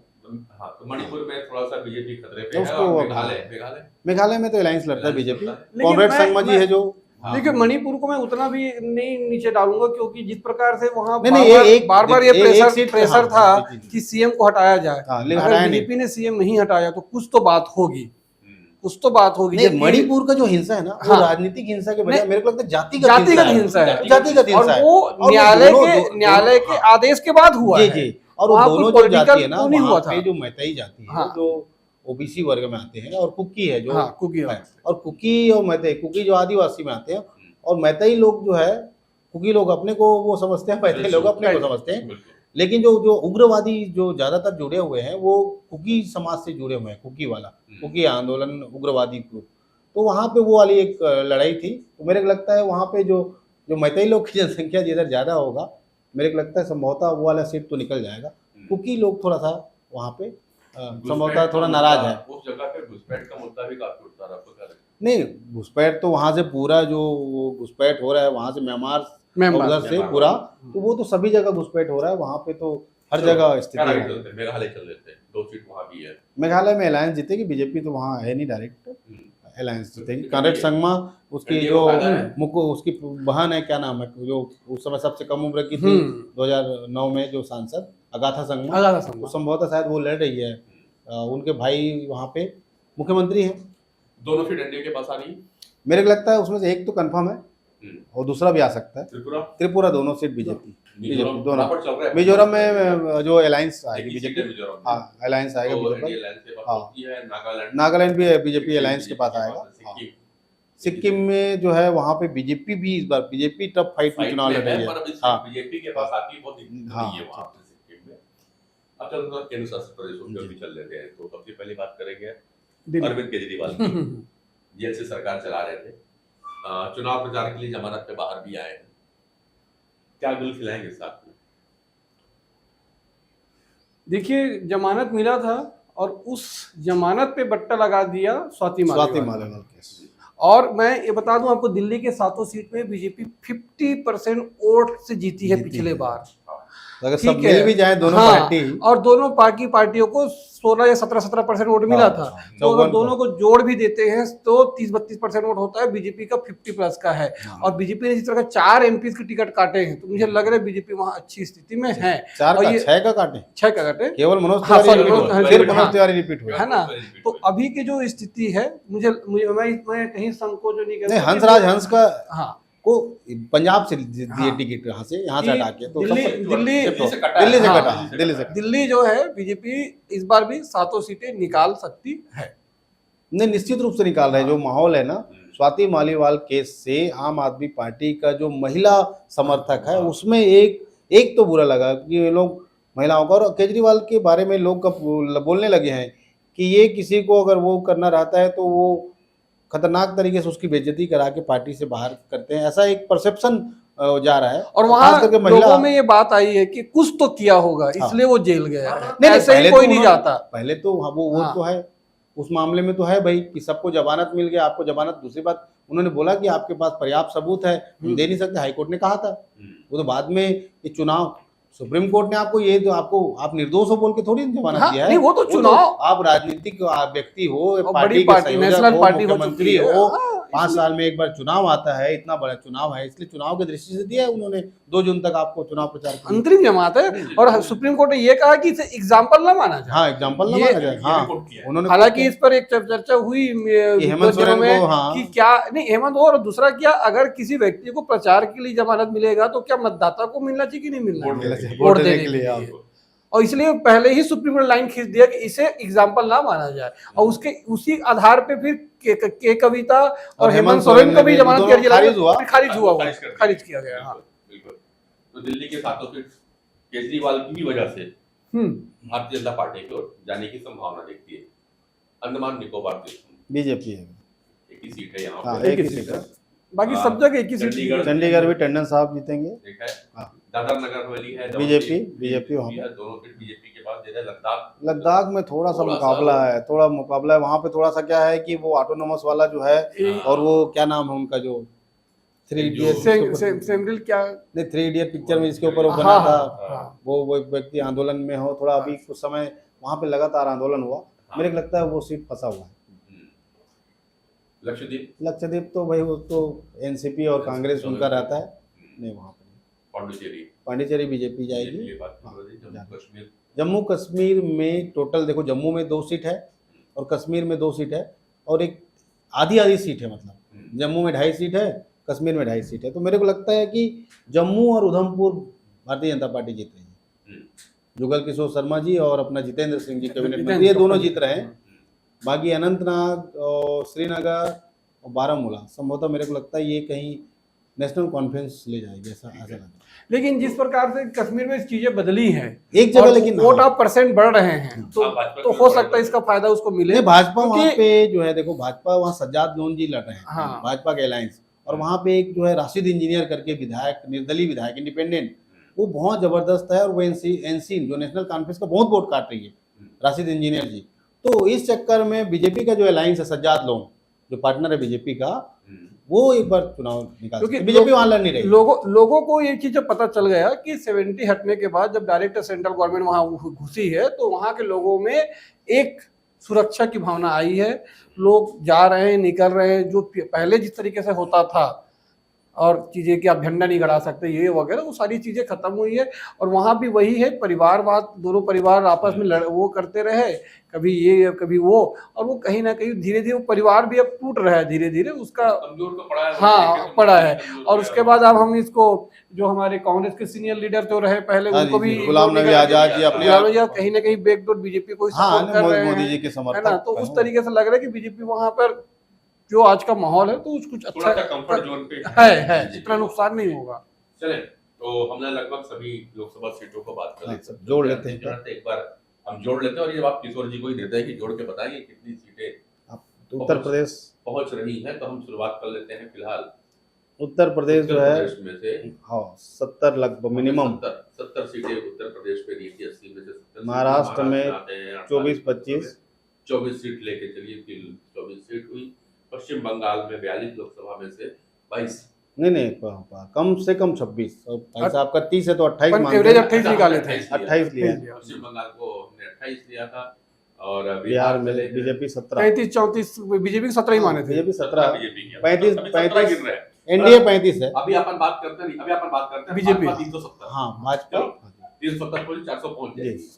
तो बिहार के बाद हो गई तमिलनाडु। जी, तमिलनाडु में बीजेपी 4 सीटों पे बहुत मजबूती से लड़ रही है। मैं नाम बता देता हूँ, कन्याकुमारी, रामनाथपुरम और अपना चेन्नई सेंट्रल, जहाँ से आंध्र प्रदेश की तिलिमिली जो राज्यपाल थे उनको दिए हैं वो वाली सीट, और कोयम्बटूर जहाँ से हमारे प्रदेश अध्यक्ष और डायनेमिक लीडर, और मैं तो उनको बहुत बड़ा नेता मानता हूँ, के अन्नामलाई जी जो प्रदेश अध्यक्ष है, वो बहुत जबरदस्त तरीके से 3 मान के यूथ में तो चले। बहुत ही फेमस है के अन्नामलाई। अपन तो के हाँ तीन मान के चले। चलिए मध्य प्रदेश, मध्य प्रदेश 29 मेरे को लग रहा है। पूरा हाँ 28 ऐसे मैं 28 मान के चल रहा हूँ, पर चलिए 29 हाँ। मत करिए। है ना, हाँ, 1 सीट ऊपर नीचे। हाँ, 1 सीट ऊपर नीचे होगी क्योंकि 2 चलिए। चक्कर में है। मध्य कर्नाटक चलते हैं 28, कर्नाटक में 20 20 अपन मान। ठीक है।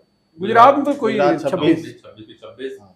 राजस्थान 25 राजस्थान 22, 22 23 कर सकते हैं आप। 23 कर सकते हैं। चलिए 22 को 23 कर सकते हैं। आंध्र प्रदेश में 24 नहीं, बीजेपी आंध्र तो प्रदेश में 25 सीट है, उसमें अपन 3 मान रहे हैं। 3 मान के चल रहे 3 हैं। मान रहे हैं बीजेपी का। हाँ। एनडीए का तो 18 आएगा, ओके। 17। उड़ीसा उड़ीसा तो इस बार पहुंच जाओ, 16 सीट आएगी। 21 में से 16 हाँ 16, जस्ट डबल। डबल।